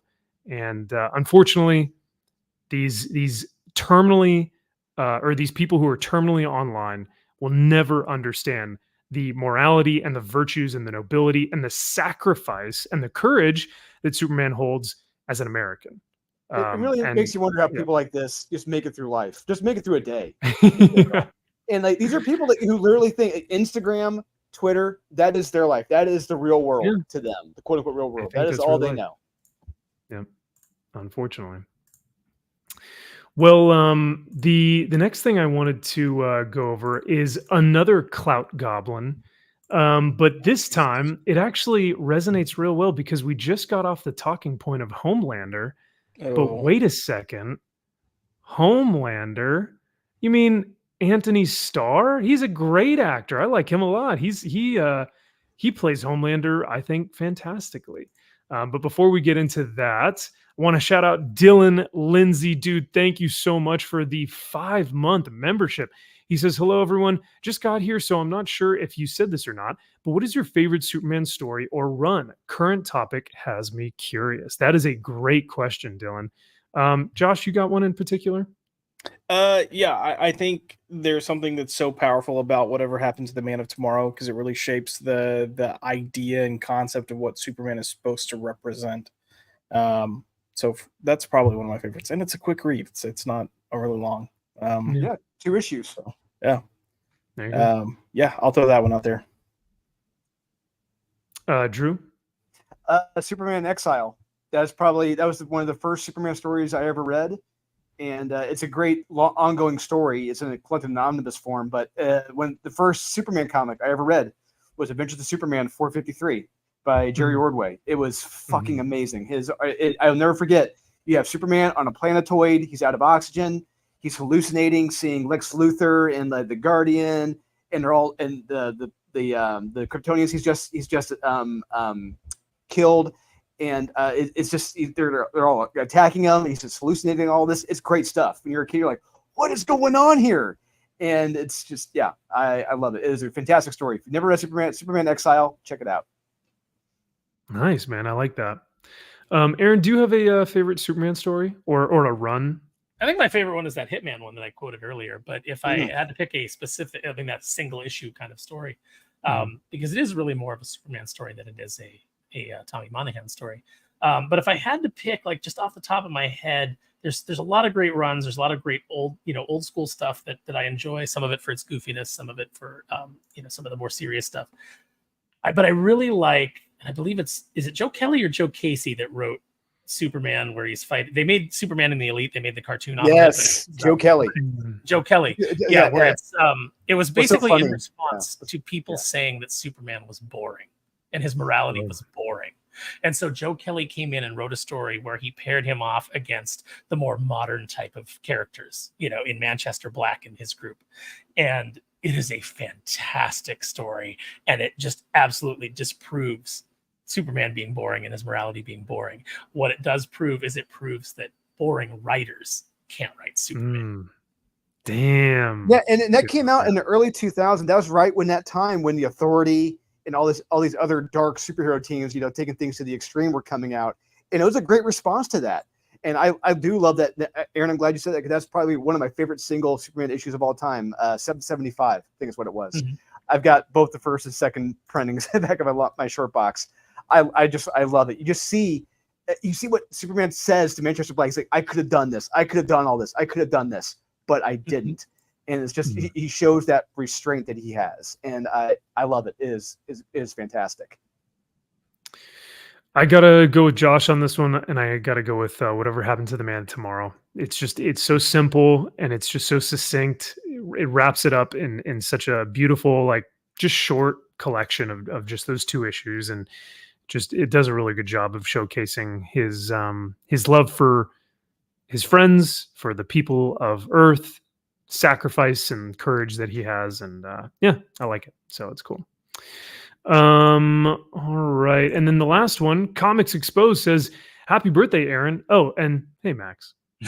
So. I feel like he did that like Tommy Wiseau. Happy birthday, Aaron. Oh, hi, Max. Oh, hi, Max. Oh, hi, doggy. You're my favorite customer. That's so great.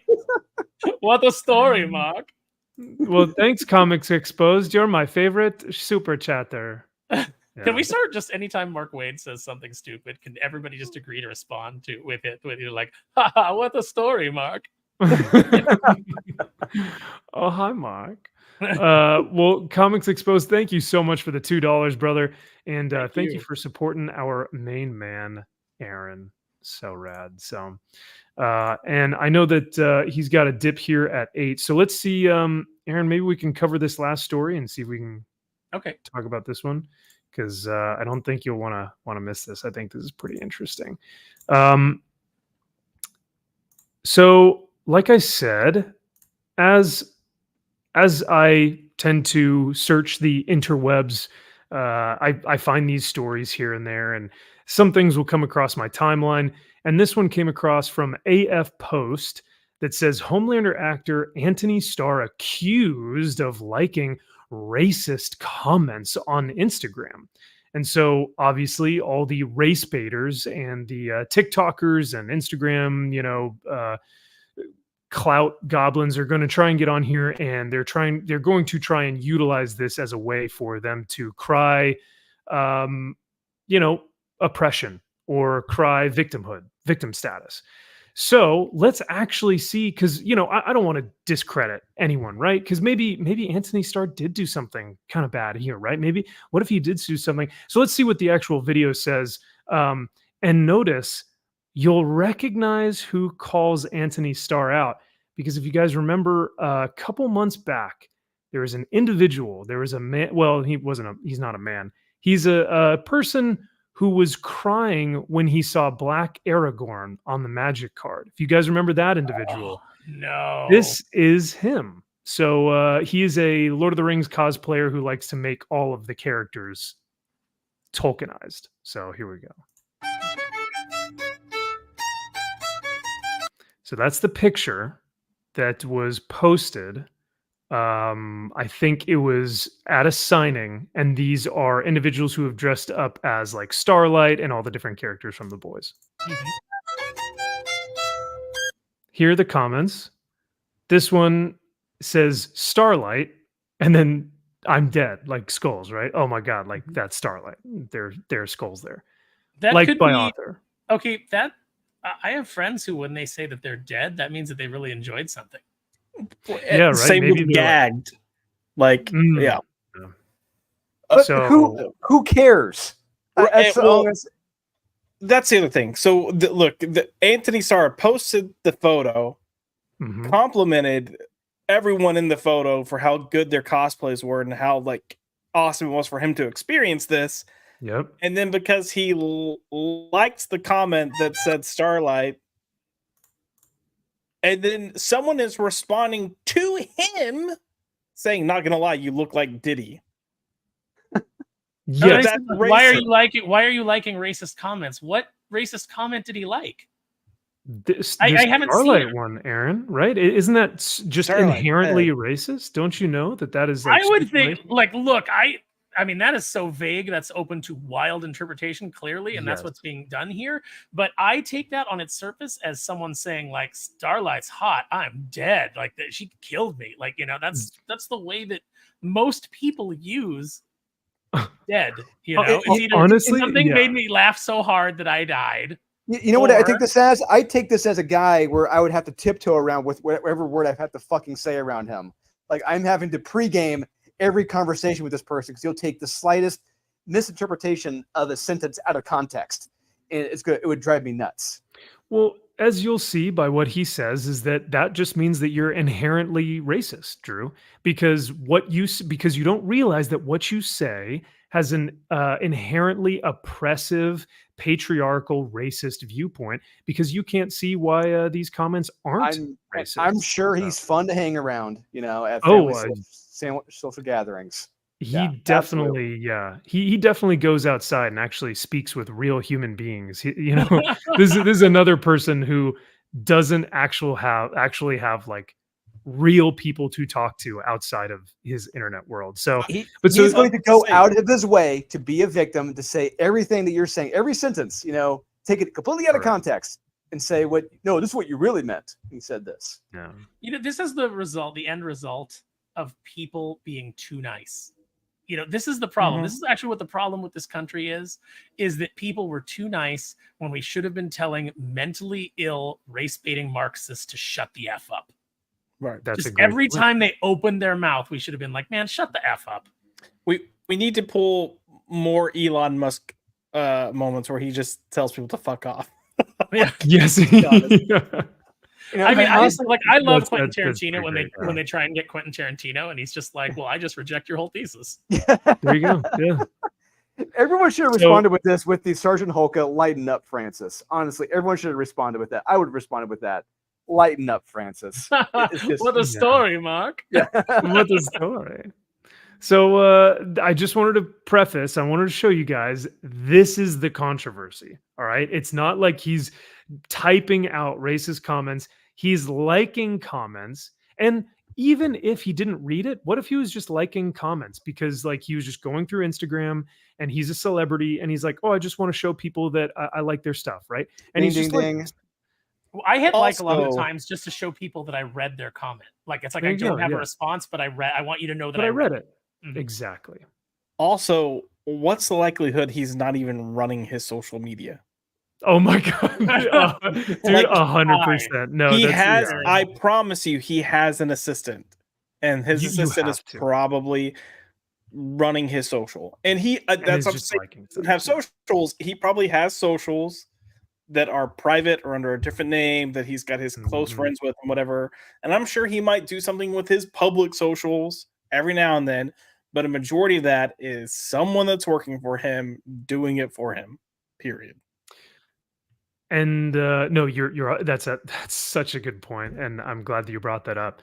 But no, we have to get scum like this, degenerate race baiting narcissists who want to victimize everything and make everything about race, weaponize all this stuff for their own clout.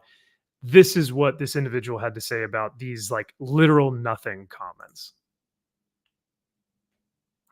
Let's I mean, you can't converse with people like this. You can't. Someone who's cosplayed professionally for over a decade. So we all remember him, recognize this face from when he was crying when he saw Black Aragorn on the Magic card. Yeah, this is professional fan. That's what I hear when I hear I've been professionally cosplaying for professional fan. Is he wearing a Black Lives Matter shirt? Yeah, of course he is. Of course he is. Yeah. He's infused with as many jabs as he needs to have. He's been downloaded with the most recent. What's his mask? He's not wearing a mask. Well, he might be inside, so maybe he might not need. Well, actually, I don't know. I can't assume that. So he's got to be double masked. That's where the germs stay. Oh gosh, you're right, Aaron. Shoot. Well, he couldn't make the TikTok then. So let's hear what he has to say, and then maybe he'll put his mask back on. You get used to things like that as a Black cosplayer. As a victim, you get used to the race baiting from people like that. Antony Starr did nothing wrong, by the way. Let's all No. just remember that. So, Mhm. But it's not like it doesn't hurt any less, especially coming from people that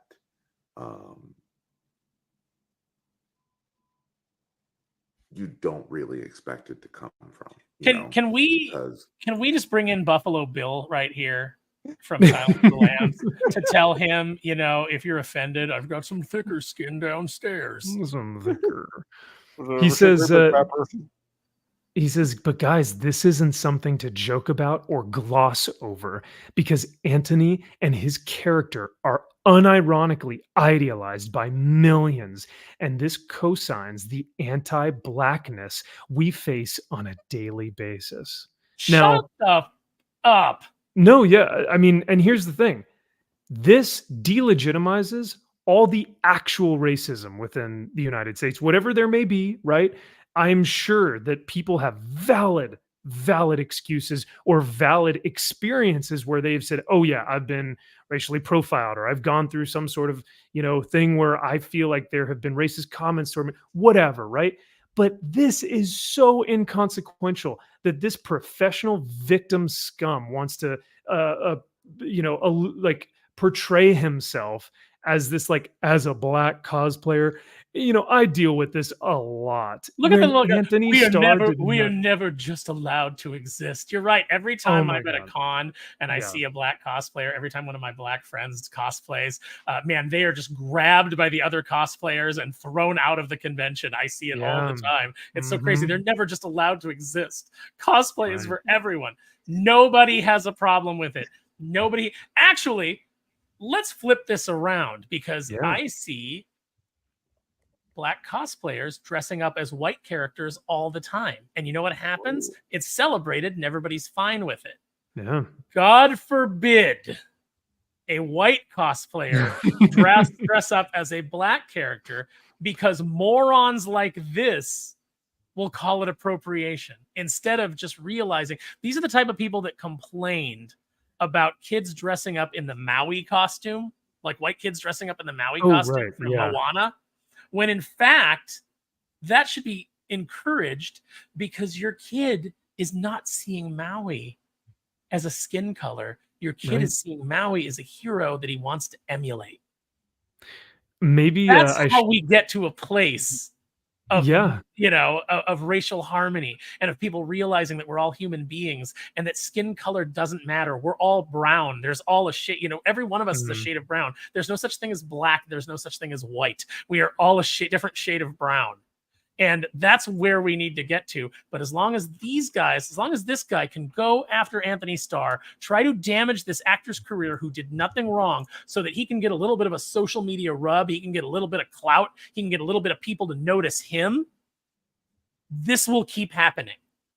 Oh yeah, people are lunatics. But how small is this guy? Back to the numbnuts from the Superman video. How small is this guy's world to be concerned about a heart on Instagram? It is fucking ridiculous. How small and pathetic is his life if this is what his day is centered around?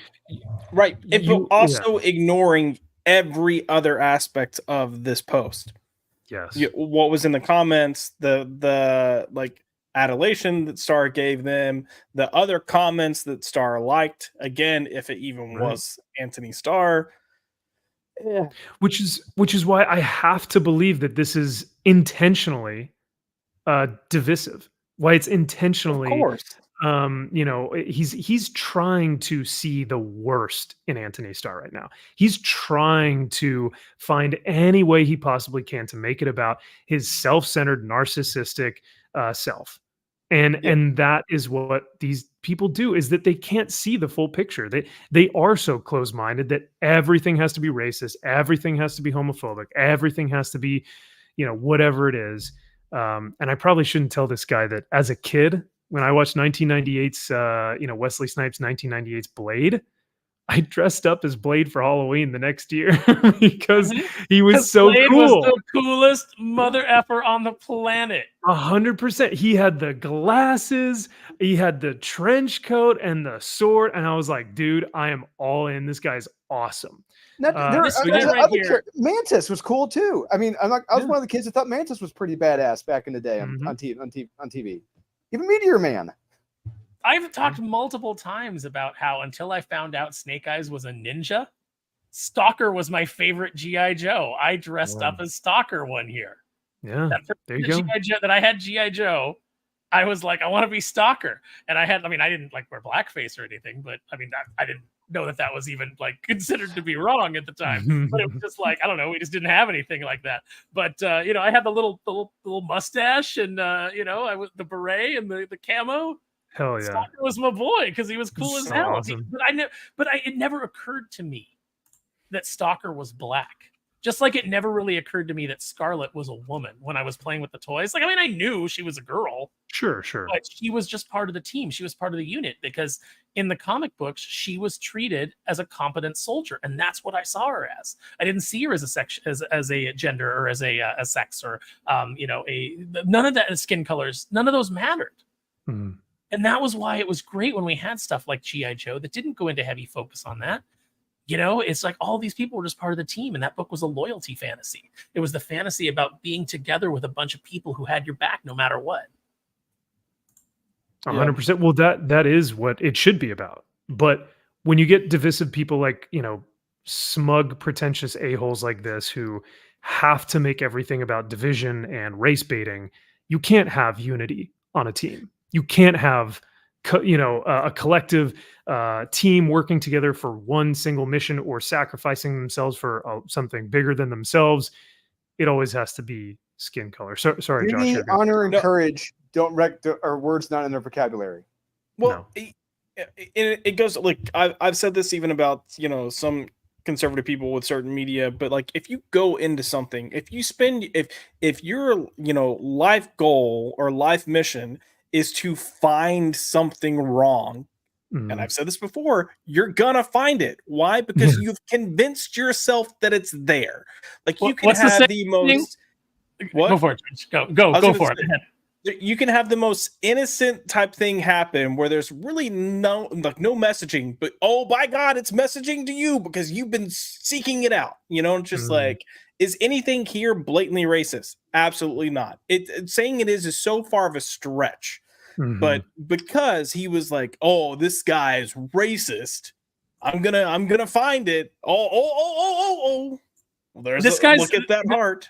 It's the epitome of, when you're a hammer, all you see is nails. Correct. And there's a great quote, and this is what I'll leave on. It's by Johann Wolfgang von Goethe, I think is how his name's pronounced. I've only seen it written. I've never heard it said. But it basically is a man sees in the world what he carries in his own heart. And that's why we and our chat and the people that we talk to, it's why we are able to see the good in people. It's why we are able to see hope, for the future. It's because that's what we try to carry in our own heart. And this gentleman does not. This gentleman carries victimhood and the idea that he's oppressed and the world is against him. So that's what he sees in everything, including a harmless like on a post that probably wasn't even intended to be bad on Antony Starr's Instagram. So that's 100%. Aaron, small man living in a small world. Yeah. You said it perfectly. I can't articulate it any better than you just did, sir. But I know you have to go, so thank you for being with us tonight. Thanks for spending your birthday with us, man. Thanks for having me on my birthday, man. This has been a blast. Of course. Love it. Sorry I had to make you watch the Superman video. No, you know what? It reminds me that there is suffering in the world, and that suffering was inflicted on us tonight by watching that idiot.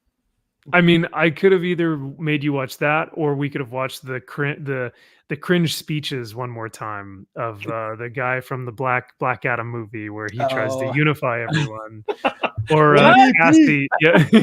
I'm yelling. This is my yelling voice. Guys, we need to come together. Let's go you with my eyes together. Can you imagine if like the speech in Independence Day from Bill Pullman was delivered in that tone and that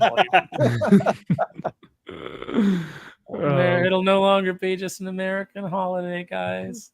Today we celebrate our Independence Day. All right, guys. Thank you so much. Good night. Happy birthday, brother. Thanks, Have a great night. Wishes. And Aaron, sincerely, Superman is not a conservative. And neither is your dad.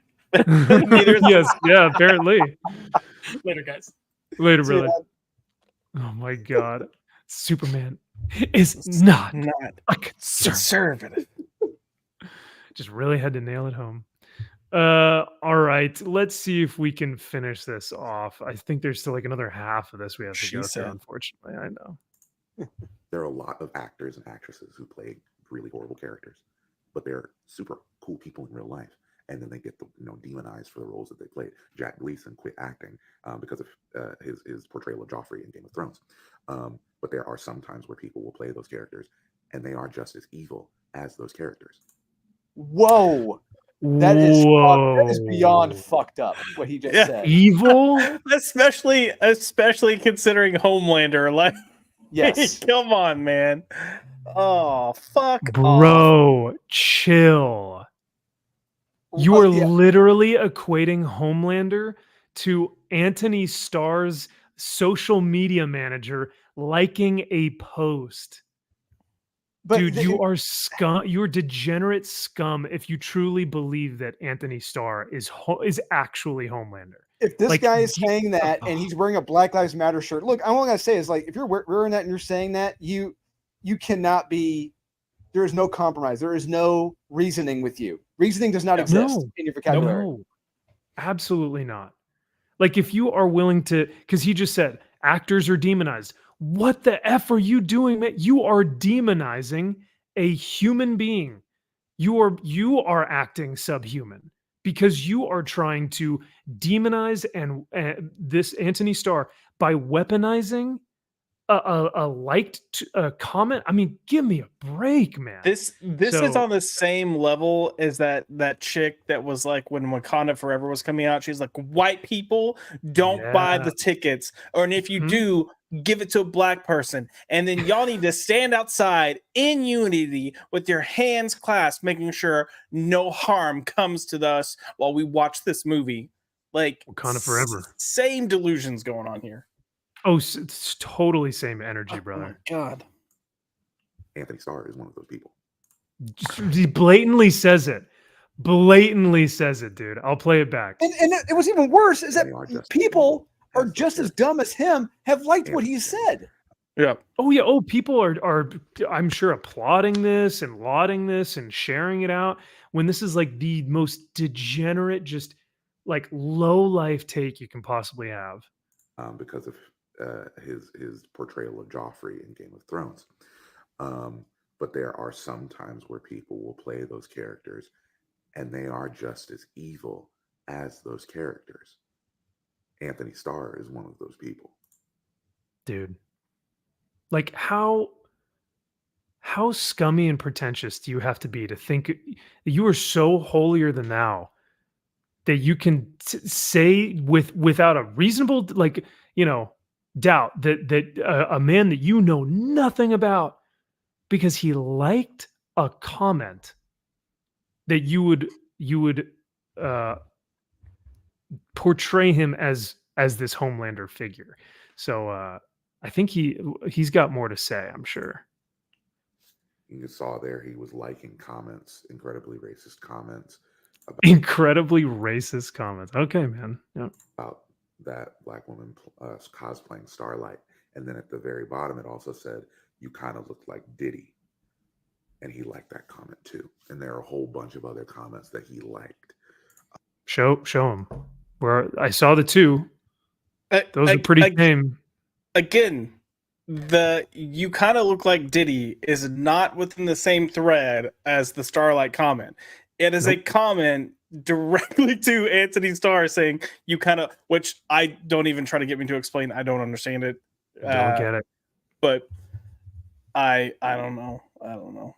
Yeah. And then he turned the comments off. Once somebody was like, hey, why are you liking racist comments? He turned the comments off because of jackwagons like you are calling him out for being like falsely accusing him of being a racist. That's probably why his social media manager turned the comments off. Because as you've alluded to, Josh, it's most likely someone, running his social media accounts. And even if it was Antony Starr, he doesn't want you race baiters, you hustlers of victimization, to be all in his mentions telling him he's a racist when all he's trying to do is just interact with his fans. It's pathetic. This is pathetic behavior. Sorry, go ahead, Drew. Individuals like this, whenever they see someone like the three of us, for example, I'm sure they see nothing but Klansmen. They see nothing but people, wearing hoods. That's all we are to them. That's all we are. We're evil bigots, regardless of the fact we don't see people by the color of their skin. We judge them by the content of their character. That doesn't matter. It's all seen through the lens of race. And this individual who clearly sees everything through the lens of race, down to a heart, down to a like on Instagram. Yeah, you cannot have a conversation with this person. You can't. You cannot reason with this person. It's like the Terminator scene when he says, like, it cannot be reasoned with, it cannot be spoken to. Like it's that. Like, you can't reason with a person who is so far gone like this. Anthony's Homelander is playing Antony Starr in real life. No, he's not. He's absolutely not. It's just factually incorrect. And you are an absolute idiot, pretentious, smug a-hole, narcissist who would try and demonize a man because he liked a couple of comments. So I don't know, man. The more I keep seeing stuff like this online, the less I have hope for the human race. Oh yeah. But that's why I wouldn't be, honestly, look, I understand, promoting work, on the internet, it does help. But right now, with shit like that, I would not mind it if someone just took a swift EMP and just knocked out the internet. Honestly, I wouldn't mind it at this point. I wouldn't mind it. Just get rid of all the power grids. Yeah. Yeah. Well, maybe we can have phones. That's cool. We can contact each other. Contact each other. We can do credit card swipes, but internet shit, Twitter, Instagram, Facebook. Just get rid of this shit. Just knock it get off. rid of all that. Just nuke it from orbit. Yeah. And I mean, like, hey, as long as we get to have our group chat, our comic book group chat, as long as we get that, I'm fine. That's all I need. Our final. Well, I had a couple other stories that I wanted to talk about, but I want to be aware of y'all's time. So how we doing? I'm good. We're good. Okay. You guys want to talk about D&D and wheelchairs? Oh, I need a good laugh. Yeah, we need kind of a laugh because that was heavy. We don't want some race baiting hustler to demonize an actor who's probably a genuinely nice guy in real life. So let's get a laugh on, shall we? So this came across my Twitter feed the other day, and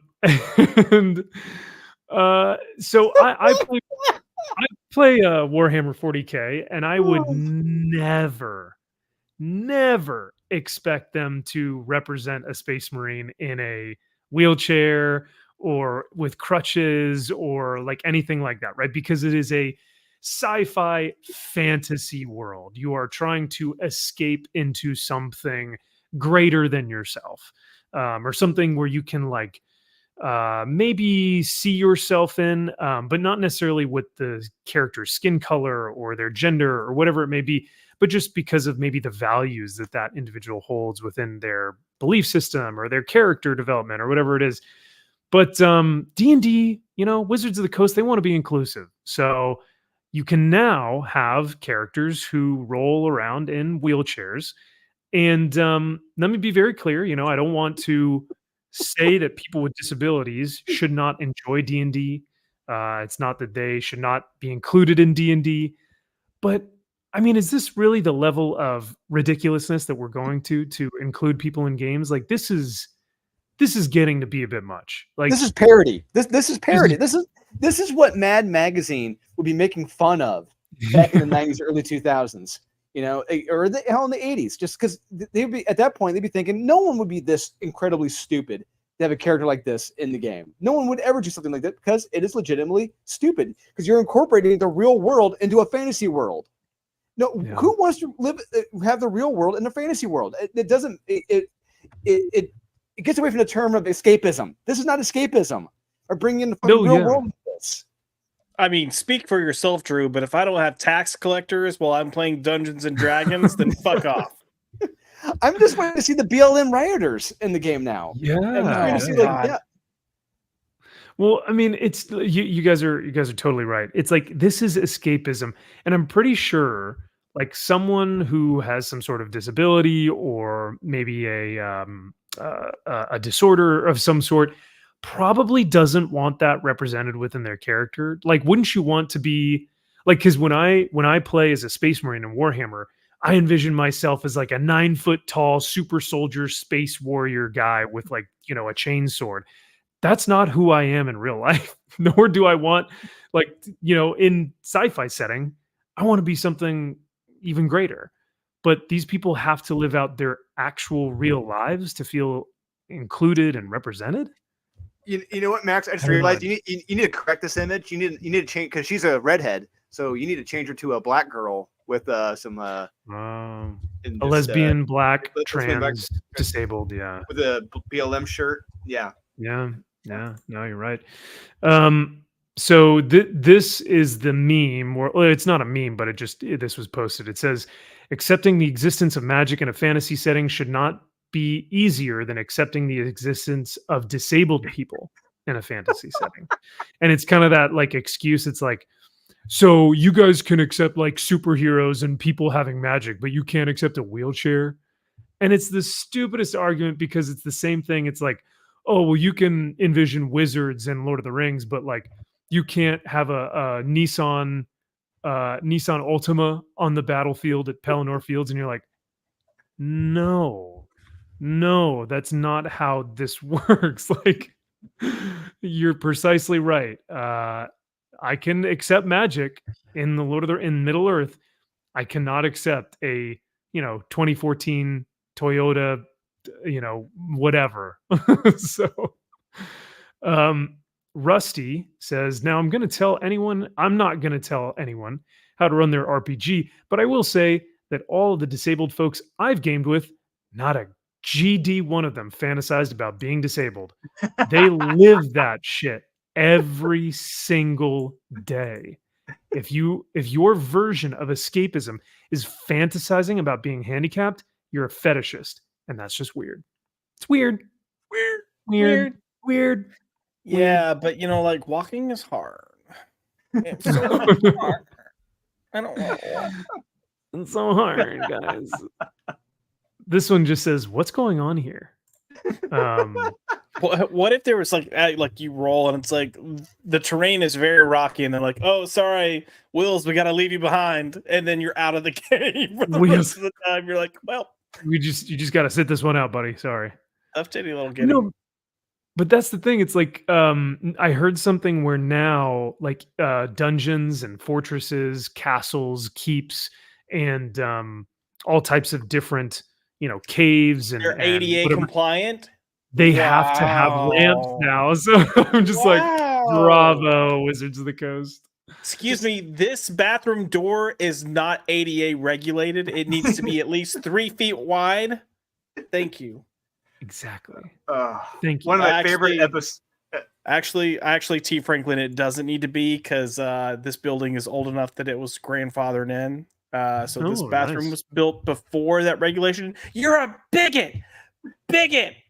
Okay. Well, yeah, I mean, T. Franklin would say that. Yeah. You just reminded me. One of my favorite episodes in Married with Children. It's one of the latter ones. Is when Al is building a doghouse for Lucky. It's after Buck had just died. Building a doghouse for Lucky, and Marcy brings over like the ADA, the housing agency. And they're like, "Hey, this doghouse doesn't have plumbing. There's no ramp. There's no handicap ramp. There's no foundation. All this just you can't. It's a fucking doghouse. It's just I love it. Too funny. Yeah, that's the thing. It's like if you do have magic within your fantasy world or your fantasy land, or you have infinite power, in your D&D game, wouldn't you just want to walk? Like just make yourself walk, right? Fly. I don't know. Fly. There you go. This gentleman, Guardbro, says, I outright refuse to humor wheelchair-bound adventures. It is still some of the stupidest shit I've ever seen. I have had the privilege of DMing for a blind player, and you know what she played? A fucking regular-ass wood elf that was addicted to smoking. I also once made her laugh by asking her to prove she rolled a 20. Huh, I see a 3 there. It's a 20. I don't know. You can't even see it. Pulls out pen and traces the numbers while laughing. It's a 20, you dickhead. See, these are like actual human beings who I feel like have a sense of humor and can laugh about some of this who stuff. have an right? imagination, who believe in escapism, Yeah. not incorporating the real world into their fucking escapism. Amen. So, but yeah, just thought this was funny and just absolutely goofy and just like, what are we doing anymore? Like, if we can't escape into our games and have fun with these things, like, I just this is why it's like totally, this is where you can see like tourists versus fans. It's like people just have to insert their own little things into these games. But speaking of disabilities, oh god, this is kind of this is a random one. This wasn't on the docket for tonight, but it's only going to take like 3 seconds because I want to get y'all's take on this. But speaking of disabilities, why do women have this inherent need to feel like they have autism or schizophrenia or Tourette's or any of these type? I've been seeing this more and more and more and more and more. Is that women say that they have anxiety and depression and the eating disorder and this and that and this and that and this and that. And I just continually have to go, like, I have to logically think about it and be like, how have we had such an uptick in seeing? Oh, sorry, Josh, please. Max, you're being like such a white man right now. You're being a white man? Well, yeah, in fact, I am. Oh, and you know what? Another one, and this one, I actually get really mad about this one. They claim to have PTSD. And PTSD is not something to like you can't just say, I have anxiety, depression, and PTSD. But that's one of the big 3 that a lot of people utilize to say, oh, I can't do this. I have generational trauma. And you're a white man, so I can't deal with this. And I think I know why. I think I know there's a culprit, and it tends to be celebrities. We'll watch this afterwards. But this is an example of where I see this type of disability being used for clout, because I don't necessarily think this woman has Tourette's or autism. So I'll play the video. You guys let me know what you think, because maybe I am being an asshole, but I don't know. So is she in a gym by herself? That's what it looks It like. seems to be that way, and she is filming herself before her next set. And look at like what time of the day in the gym is she? Is this like 1 a.m.? Where the fuck is there no one else at the gym? That's a really good question, and it's a nice gym. Like this thing is legit. So. But this was posted by Non-Aesthetic Things, pictures folder. It says, girl pretends to be autistic for social media clout. Like I said, I don't know. What do you guys will have to let me know. Do you think this is genuinely sincere, or do you think it's for the TikToks?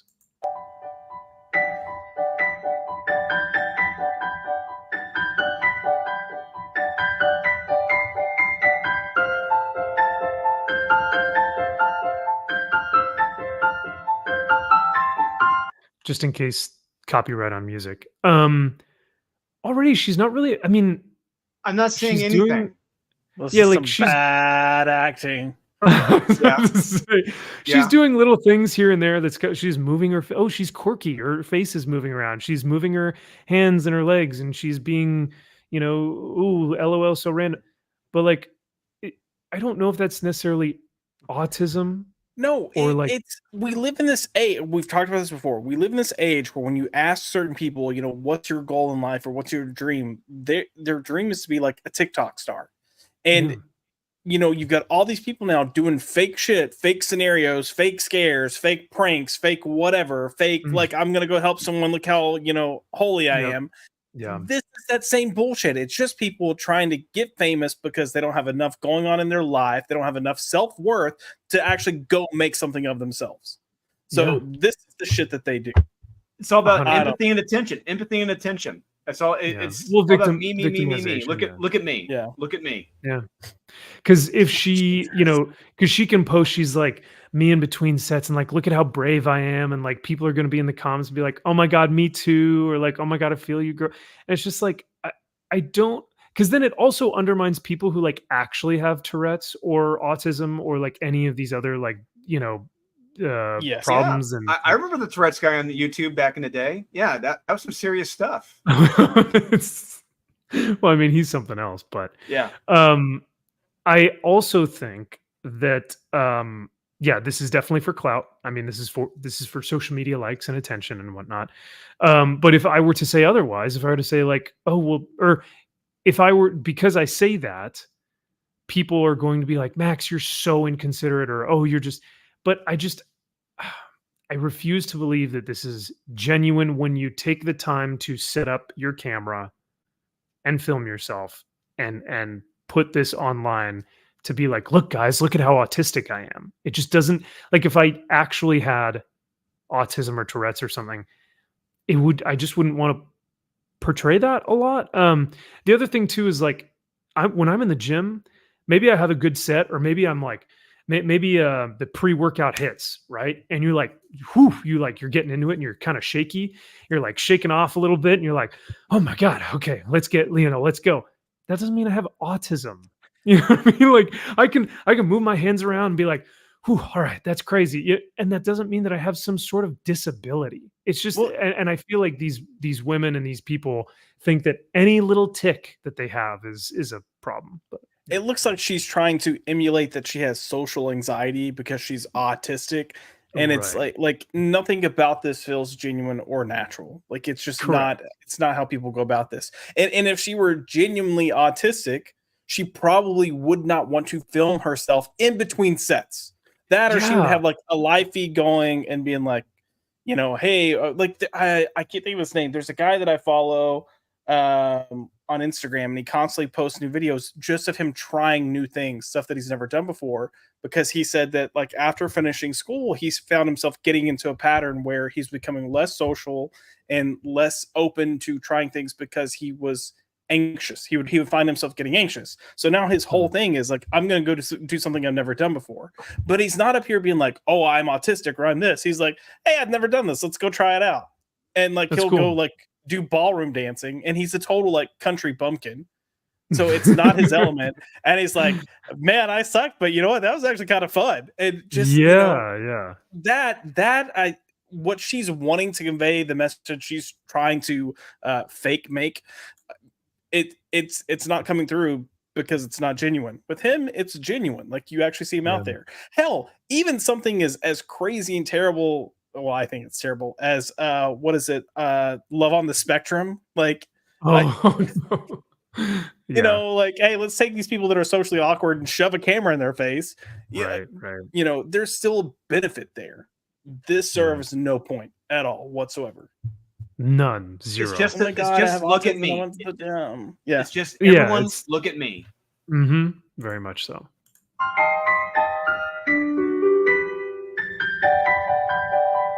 What the fuck is that?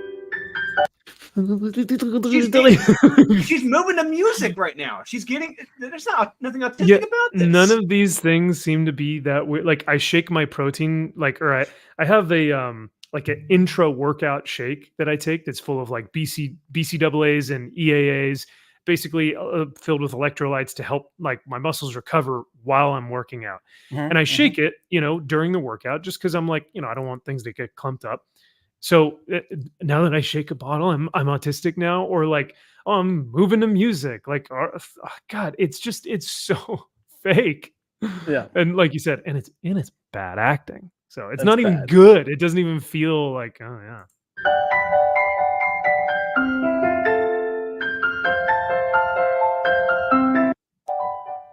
That's it.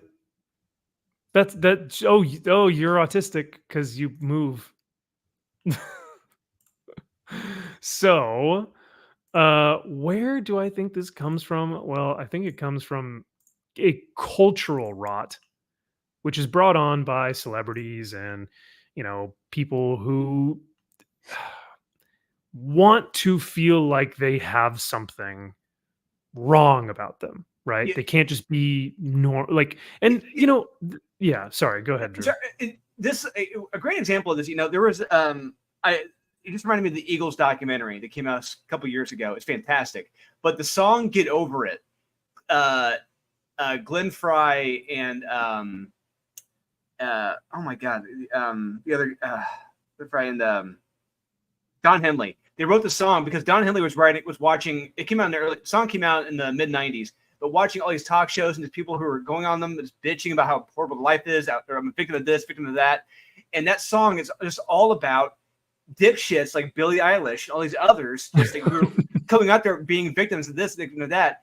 Mom's too thin, dad's too fat. Get over it. The song "Get Over It" is a fantastic fucking song because it is a great, argument against this victimhood culture. Because Max, if you haven't listened to that song, check out "Get Over It" by the Eagles. It is an amazing song. It's just a great counter argument to all this shit, like this bitch here on the screen. Did the Eagles do Hotel California? Yes, they did. Okay, then I'm not going to listen to it. Sorry. No, it came out in '94. I hate that song. No, it came. I'm going to send you the song. Get Over It. It's a fantastic song. All right. As long as it's not Hotel California. Like I said, "Get Over It" came out in '94 when they did their Hell Freezes Over tour when they came back from their. Okay. Yeah, it's a great song. So, I will admit, I can't lie. I want to be truthful. I think Billie Eilish is a gorgeous woman. I think she's absolutely beautiful. I think her personality and I think who she is I think she's troubled. And I don't think she is really secure in herself. And I think that she doesn't really know who she is, what she wants to do, any of that stuff. I think she's a beautiful human being. I think she's extremely talented, but her mindset is kind of degenerate. Go ahead, Josh. Sorry. I was just gonna say to defend it. I'll start off by saying I didn't know she had Tourette's. If she does have Tourette's, I've never seen anything that says makes me think Tourette's. Exactly. Right. However, to give her some type of defense, she's been in the mainstream music scene since she was 13. Yes. And she was very tomboyish, which now she's out as a lesbian. So, either way, however you want to take it there. But she had everyone telling her, why are you wearing baggy clothes? Why are you dressing like that? Why are you at a young age of like 15, 16? And I think, weren't they homeschooled as well? Weren't her and her brother homeschooled? I think if you're that maybe sounds right. Yeah. When you go from that type of kind of closed off, kind of, I don't want to say sheltered, but sure. Just really kind of small world sphere to such a massive thing. You've got everyone telling you that you're not doing you right. It's going to fuck you up. So if she's fucked up, I can understand why. That's absolutely. And maybe she developed Tourette's as she went on in her career. But she says that the lights in his studio, she's talking to, I forget his name, but she's talking to the interviewer. And he's David like, Letterman. David Letterman. And she's like, he goes, did I do something? And she's like, no, it's just the lights or something. And I'm like, don't the lights on stage cause you to have Tourette's, or don't the lights in the studio cause you to have Tourette's? I feel like that would be something that we'd at least see once or twice. So maybe she developed it, but regardless of whether she's making it up or whether she's trying to do it just because she's goofy or I'm quirky, I'm a lesbian, quirky Billy. I don't conform to female standards. I don't know what she's trying to do, but these young women see Billie Eilish and they go, I want to be that. I have Tourette's too. I have Tourette's too. And it's like, gosh, dang it, guys, stop. You don't need to embody her every problem. This is the WebMD age where it's just you see one, it's like, oh my God, I've got my elbow hurts. I have AIDS. Holy shit. This is not good. It's just like people see one symptom and they automatically think, oh yeah, I do have Tourette's. If I say something incorrectly, I must have Tourette's. It's like, fuck no, go to a fucking doctor, get diagnosed. Yeah, no. And it's the same thing with a lot of the students that are at the universities, a lot of the individuals that come in for interviews at either my job or at, you know, my family's position. Like, you know, I won't say anything because I don't want to dox anyone, but from what I hear a lot of the times and from what I see is that these young Zoomer kind of mindsets are, whenever anything comes into their life that stresses them out, anxiety. Whenever they maybe go through a bad breakup and they're sad, depression. You know, something triggered me to feel like, I was uncomfortable, PTSD.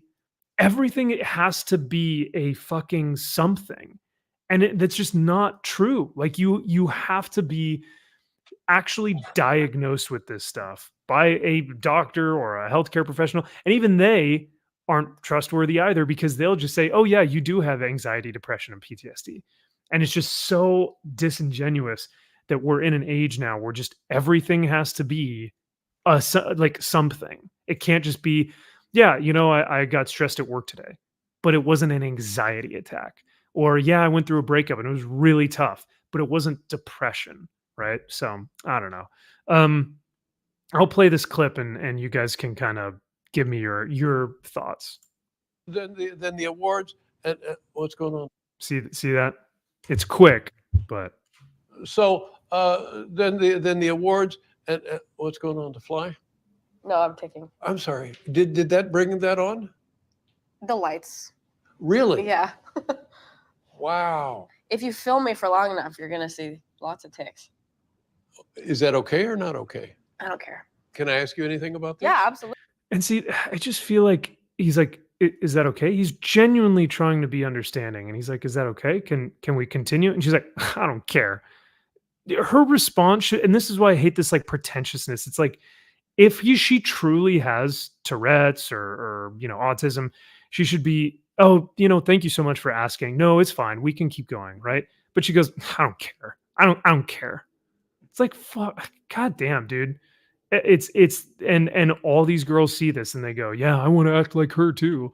It just seems really disrespectful when this guy is trying to meet her at her level to say, oh shoot, do we need to, we can cut the cameras and maybe change the lights and help you out a little bit. No, she just wants to, I don't care. Absolutely. No, it's really weird. I like haven't talked about it at all. The most common way that people react is they laugh because they think I'm like trying to be funny. Right? They think I'm going like as like a funny move. And so they go like, and I am always left incredibly offended by that. Yeah.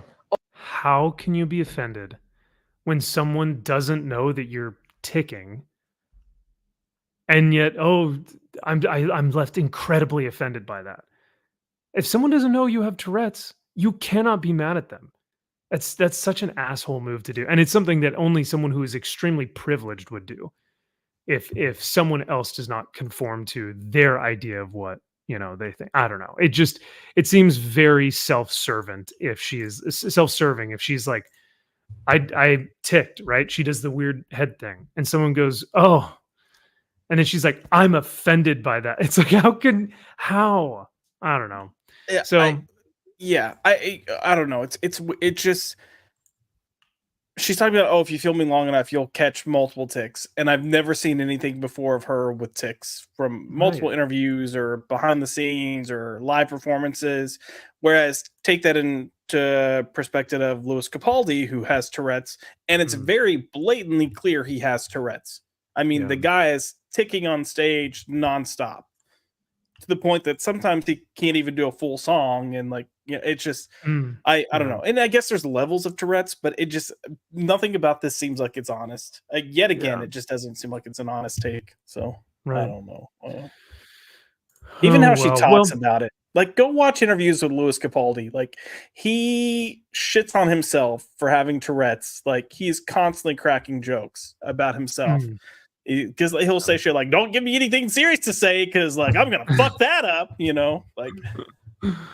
And I think, and that's kind of, even with the wheelchair example of the D&D thing, the woman who was blind that was playing the D&D, game, she was joking around, making fun, and like having a good time. But her character was different in the game. But it's only the people who are pretend victims that have to be offended over everything. And I think that's it's really disingenuous and dishonest and inauthentic.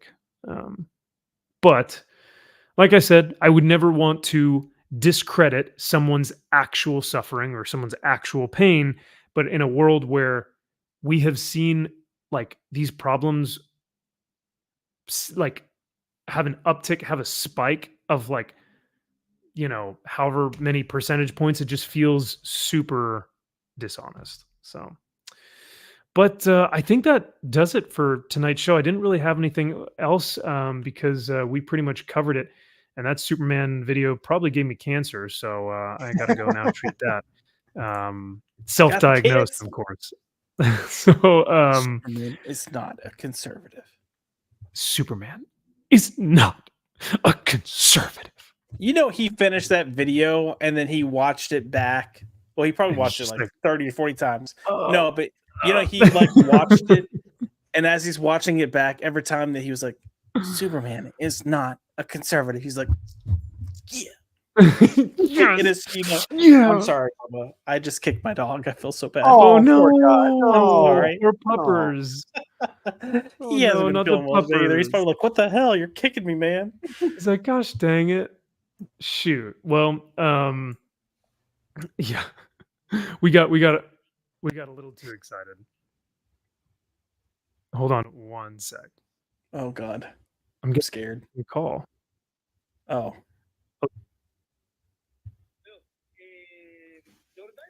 What's going on? Yeah. You can hear it. DoorDash? Oh my God, that's great. Anyways, this is I'm gonna love this. Oh my This God. is getting clipped. Oh man. So what's the most embarrassing things we can say about Max right now? That's what we need to. Oh, let's see here. Trying to recall. Guys, what dirt? If you're in the chat, what dirt do you want on Max? We'll give it to you. What do we think Max ordered? That's the real question. I'm saying Panda Express or a burger. Oh, why is it? I had a friend who's like, I asked him, he said he wanted to get Chinese food. I'm like, oh, we got some great Chinese food. He's like, I want Panda. I'm like, Panda? Why the fuck do you want to go to Panda for Chinese food? He's like, I love Panda. I'm like, why? But okay. I will say, typically I'd be that person. However, there's not really good Chinese food in my area, so Panda is kind of like your safest bet, unless you want to be, like screaming on the toilet all day. And by screaming, I don't mean your mouth; I mean your butthole. So, well, Josh, pretty well. I have you here on the line. Have you had a chance to read a certain file I sent you? I have not yet. No, my whole week has been derailed. I'm probably going to try to read it after we finish this and see. I feel like we need to take our guesses now. DoorDash? Speak a Spanish? I was like, nope. Sorry. No. Oh, so are you getting Mexican food, or is that just the driver? No, it's just the driver. Okay. What was I correct in saying? You got Panda? Is it Panda? It's not actually, no. Oh. Okay. Is it a burger? Hell yeah, it's a burger, dude. Okay. Is McDonald's for the win? Yeah, McDonald's. Yeah. Oh, No. It's a place called Varsity Burger. So. Oh, I would have never guessed it because I've never heard of it. But okay. But no, I am so sorry, guys. I didn't mean to disrupt the stream. No, first I thought it was like someone that you're purposely gonna have on the stream because you're like, I'm getting a call, and I'm like, yeah, and I'm like, it's X-Ray. That would be. And he's gonna have her live, and then all I heard was DoorDash, and I was like, oh nope, wrong. You're like, oh no, this is an actual call. Wrong. Yeah. Wrong. Shut up, silly woman.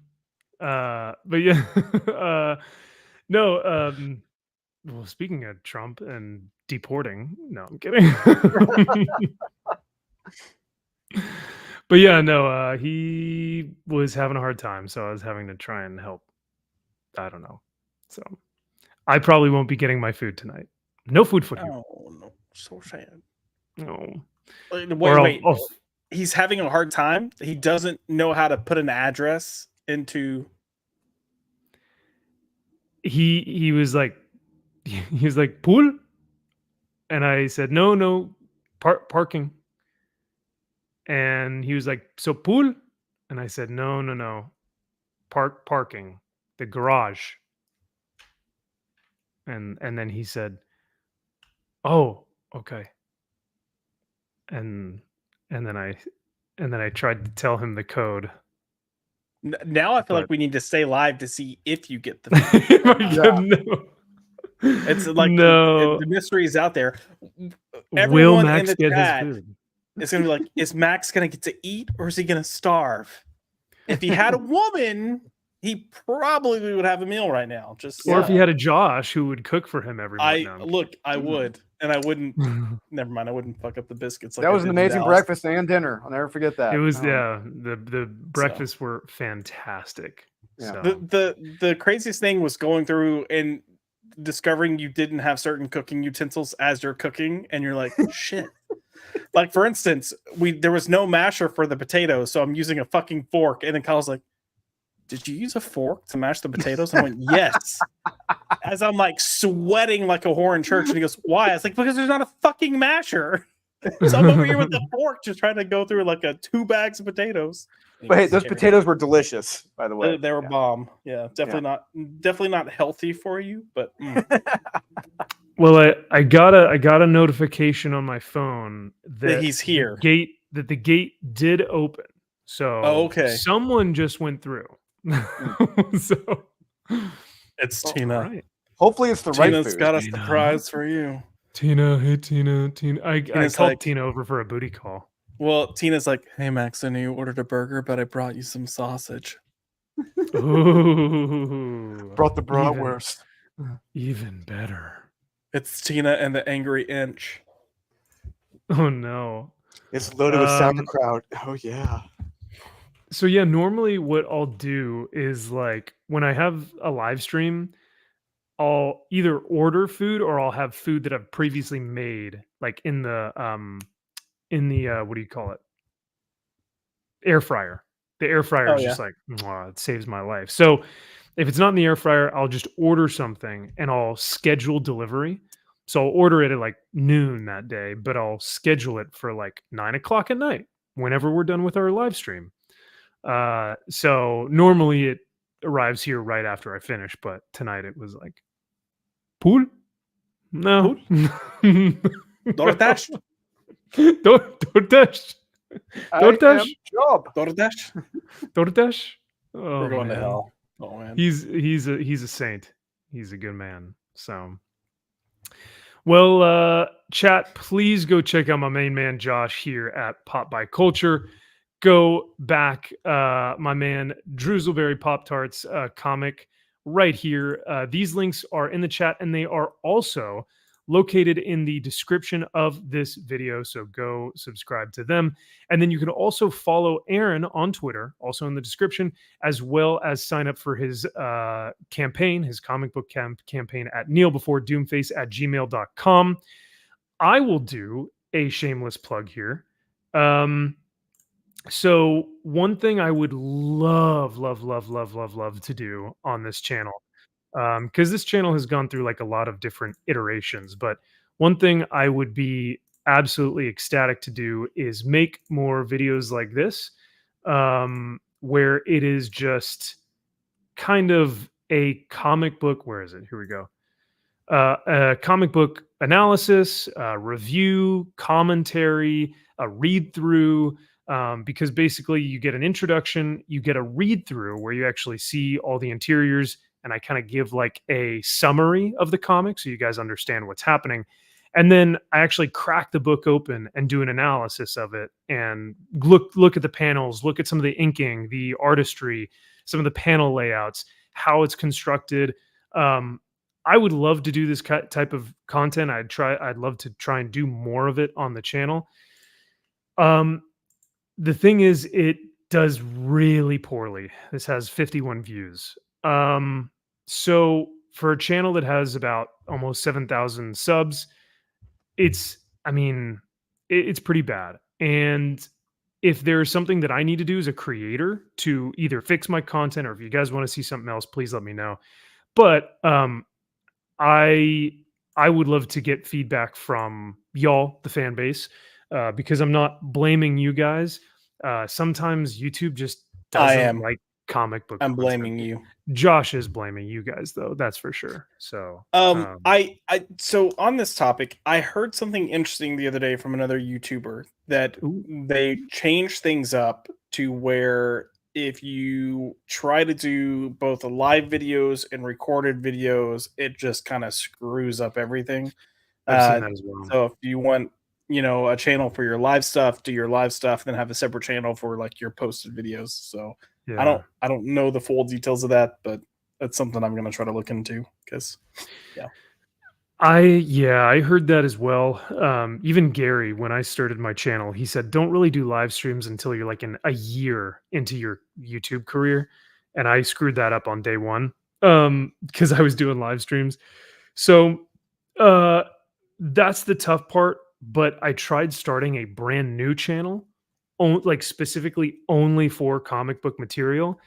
And it was getting 12 views a video. And this is with prior knowledge that I've come from with like creating this channel, right? So I think it may just be the content of, story time comic books or reviewing comics or analyzing comics. I just don't think there's a large audience out there. I don't know, but maybe there will be a resurgence. We'll see. I love those kind of videos, like where you crack open the book and you actually look at it and stuff. It's like a cartoonist kayfabe style. Yeah. But that's what graphic content's going to be for my channel. So, perfect. Exactly. Yeah. So, but yeah, so that's my shameless plug for my own video. So if you guys haven't, go check out that video because it's pretty dope. I think it's good. It's a badass story. Like Josh got me hype on Spectre stuff, so I was like, damn, I got to read this first issue. So. And Brian Polito, he just did a video talking about that. Oh, about Spectre? Yeah, about that run. Yeah, about that first issue. Oh, nice. Okay. I would just like to point out how much of a trendsetter I am. You really I come are. out, I start talking about Spectre, how I want to collect the run, how it's highly underrated. Why do we not have full trades? Why is there not an omnibus? And suddenly everyone and their dog wants to talk about Ostrander and Spectre. Go find your own fucking thing, assholes. No, okay, carry on. Yeah, he's the David Bowie of comics over here. That's right. Yeah. I'm gonna go paint a lightning bolt on my face. This is a good point. They may do better if they're more current, or at least a mix of new and classic, like OG diversity in comics. I think Casually Comics, Sasha did one of like a Silver Age book, and it got like 24,000 views. But then she did like a modern one about like absolute power, and it got like 4,000 views. I also think you have to give it time. And not even just for comics. Like I look at people like Natalie Gold, who's got a YouTube channel where she just reacts to movies and TV shows she's never seen before. Like I think she was doing that for 2 years and consistently posting multiple stuff a week before she actually started like growing. And then it was just like it hit and then it just boomed. Yeah. Well, because the big thing is that once someone finds a video that they like, they will then go back and watch all of your old stuff. And that's where you get a ton of really great, success stories from people. Right. So I think the more that you do that, Max, the more like as you build kind of like a library of videos, I think you'll start seeing more and more people. And then you can also recirculate it in terms of marketing, posting on social media and whatnot. So for sure. So, and hopefully I'll get some of you guys on here too. So like, Drew, I think going over that Moon Knight book by David Finch, I think we could do Mhm. that one of these nights, and that Absolutely. could be pretty fun to upload. But just little things like that, where it's like pick a single issue, go through it, talk about it. One thing we should do, since the cartoonist kayfabe is kind of more or less, they've kind of stopped at this point. Yep. We should continue. Someone should continue the Wizard read-throughs. Ooh, there you go. Going through the Wizard catalog. Yeah. Well, I've always heard too, make content that you would like. Make content that you would enjoy. And like, I watch the Spectre video, as cringe as that sounds, and I'm like, I would enjoy, like, if I didn't make it, if someone else made this video, I'd be like, oh, that's cool. I like this format, right? Because I loved cartoonist kayfabe. But then you also get normies, because normies like to have comics read to them. Yeah. They don't like reading comics. They like having comics read to them. So I'm like, it's the best of both worlds. I read the comic to you, I summarize it, but then I actually go through it cartoonist kayfabe like wise, So, but no, those Wizard reviews would be awesome, because, like you said, Drew, you love those videos. I mean, those are some of your favorite videos that they do. I've rewatched those videos so many times because they're so informational. They're so, really educational about the market and the industry itself, how things went, how things go, what they were projecting to be big that were absolute garbage is actually pretty fun. But it's just great to have on as background noise, because when I'm writing or like going through like PDF files and everything, it's just great background noise. Oh, it's awesome. Yeah, I love their stuff, man. Yeah. I'd put it on whenever I'd be editing, or I'd put it on doing chores. Like, it's just a great way to hang around the house and listen to their stuff. So, yep, yeah, putting it out on a regular basis with a specific time of week, that definitely helps. That was something Wes told me, was like, if you do it on a Wednesday at 6:00, it has to be like that every single time you post. So, going off of Josh's marketing catalog comment, there's a Transformer YouTuber I watched that will repost an old video on social media. Oh, there you go. That's kind of cool. I like that, if it has to do with the news. I liked your colorful vocabulary describing the art in your Spectre video, Max. Poignant Oh, dude, and Yuri nuanced. Volte. It is poignant and nuanced. Look at that. Thank you. Yuri, I appreciate that so much, man. Yeah. Poignant and nuanced. So, but yeah, dude, thank you so much. I appreciate that, because I think what I used to do is I would like look at the comic and I'd be like, that's cool. And then I'd be like, I like that, and then it'd be like, this is like peak Marvel or something. And then I was like, that's not good content though. So instead, I wrote a script beforehand so that I could actually have something to read from my thoughts of the book, so that it wasn't just, that's cool and that looks cool and I like this. It's more so of a thoughtful discussion. So I don't know. So I appreciate it, Yuri. I'm doing scripts for graphic content just for the purpose of when I'm trying to fly off, just the handle discussing, I can never be as articulate as I want to be. And if I'm going to discuss the quality of a book and what I think works and didn't work and all that, I want to have, a thought out thought. 100%. Yeah. Because like live streams, I do not have the right words to express how I feel a lot of the time. But when you're able to articulate through actually writing a script, because scripts have multiple redrafts, and so you're able to say, this didn't work, or you read it and you go, okay, I'll keep this or I'll get rid of this. So yeah. Yes, his giant cape is pretty dang rad. I do agree. I agree with Drew. When I heard you reading as I was sorting books in the garage, made a great background for me. Sweet, Rudy. Thanks, man. I appreciate that. Whispering sweet nothings into y'all's ear. So, but yeah, I'd love to do more stuff like that. So expect that for the channel for a little while. And, maybe that can be the new kind of way that videos are published, is that we're just doing, cartoonist kayfabe stuff. We'll see. Yeah. Someone's got to lift it up now, since they're pretty much done. Someone's got to take the mantle somehow, right? Yeah. So, yeah. And the market, I think, has dictated that they enjoy that stuff. You get new readers and old readers with graphic content like Josh or like the comic shop conversation stuff that we do. So All right, friends. Well, that shall do it for tonight. Thank you all so much. I'm going to go eat my burger because I think it got here. So I'm going to bed. Sweet. Nice. All right. Well, enjoy everyone's night. Thank you all so much. Let me find my outro here, and we will talk to y'all later.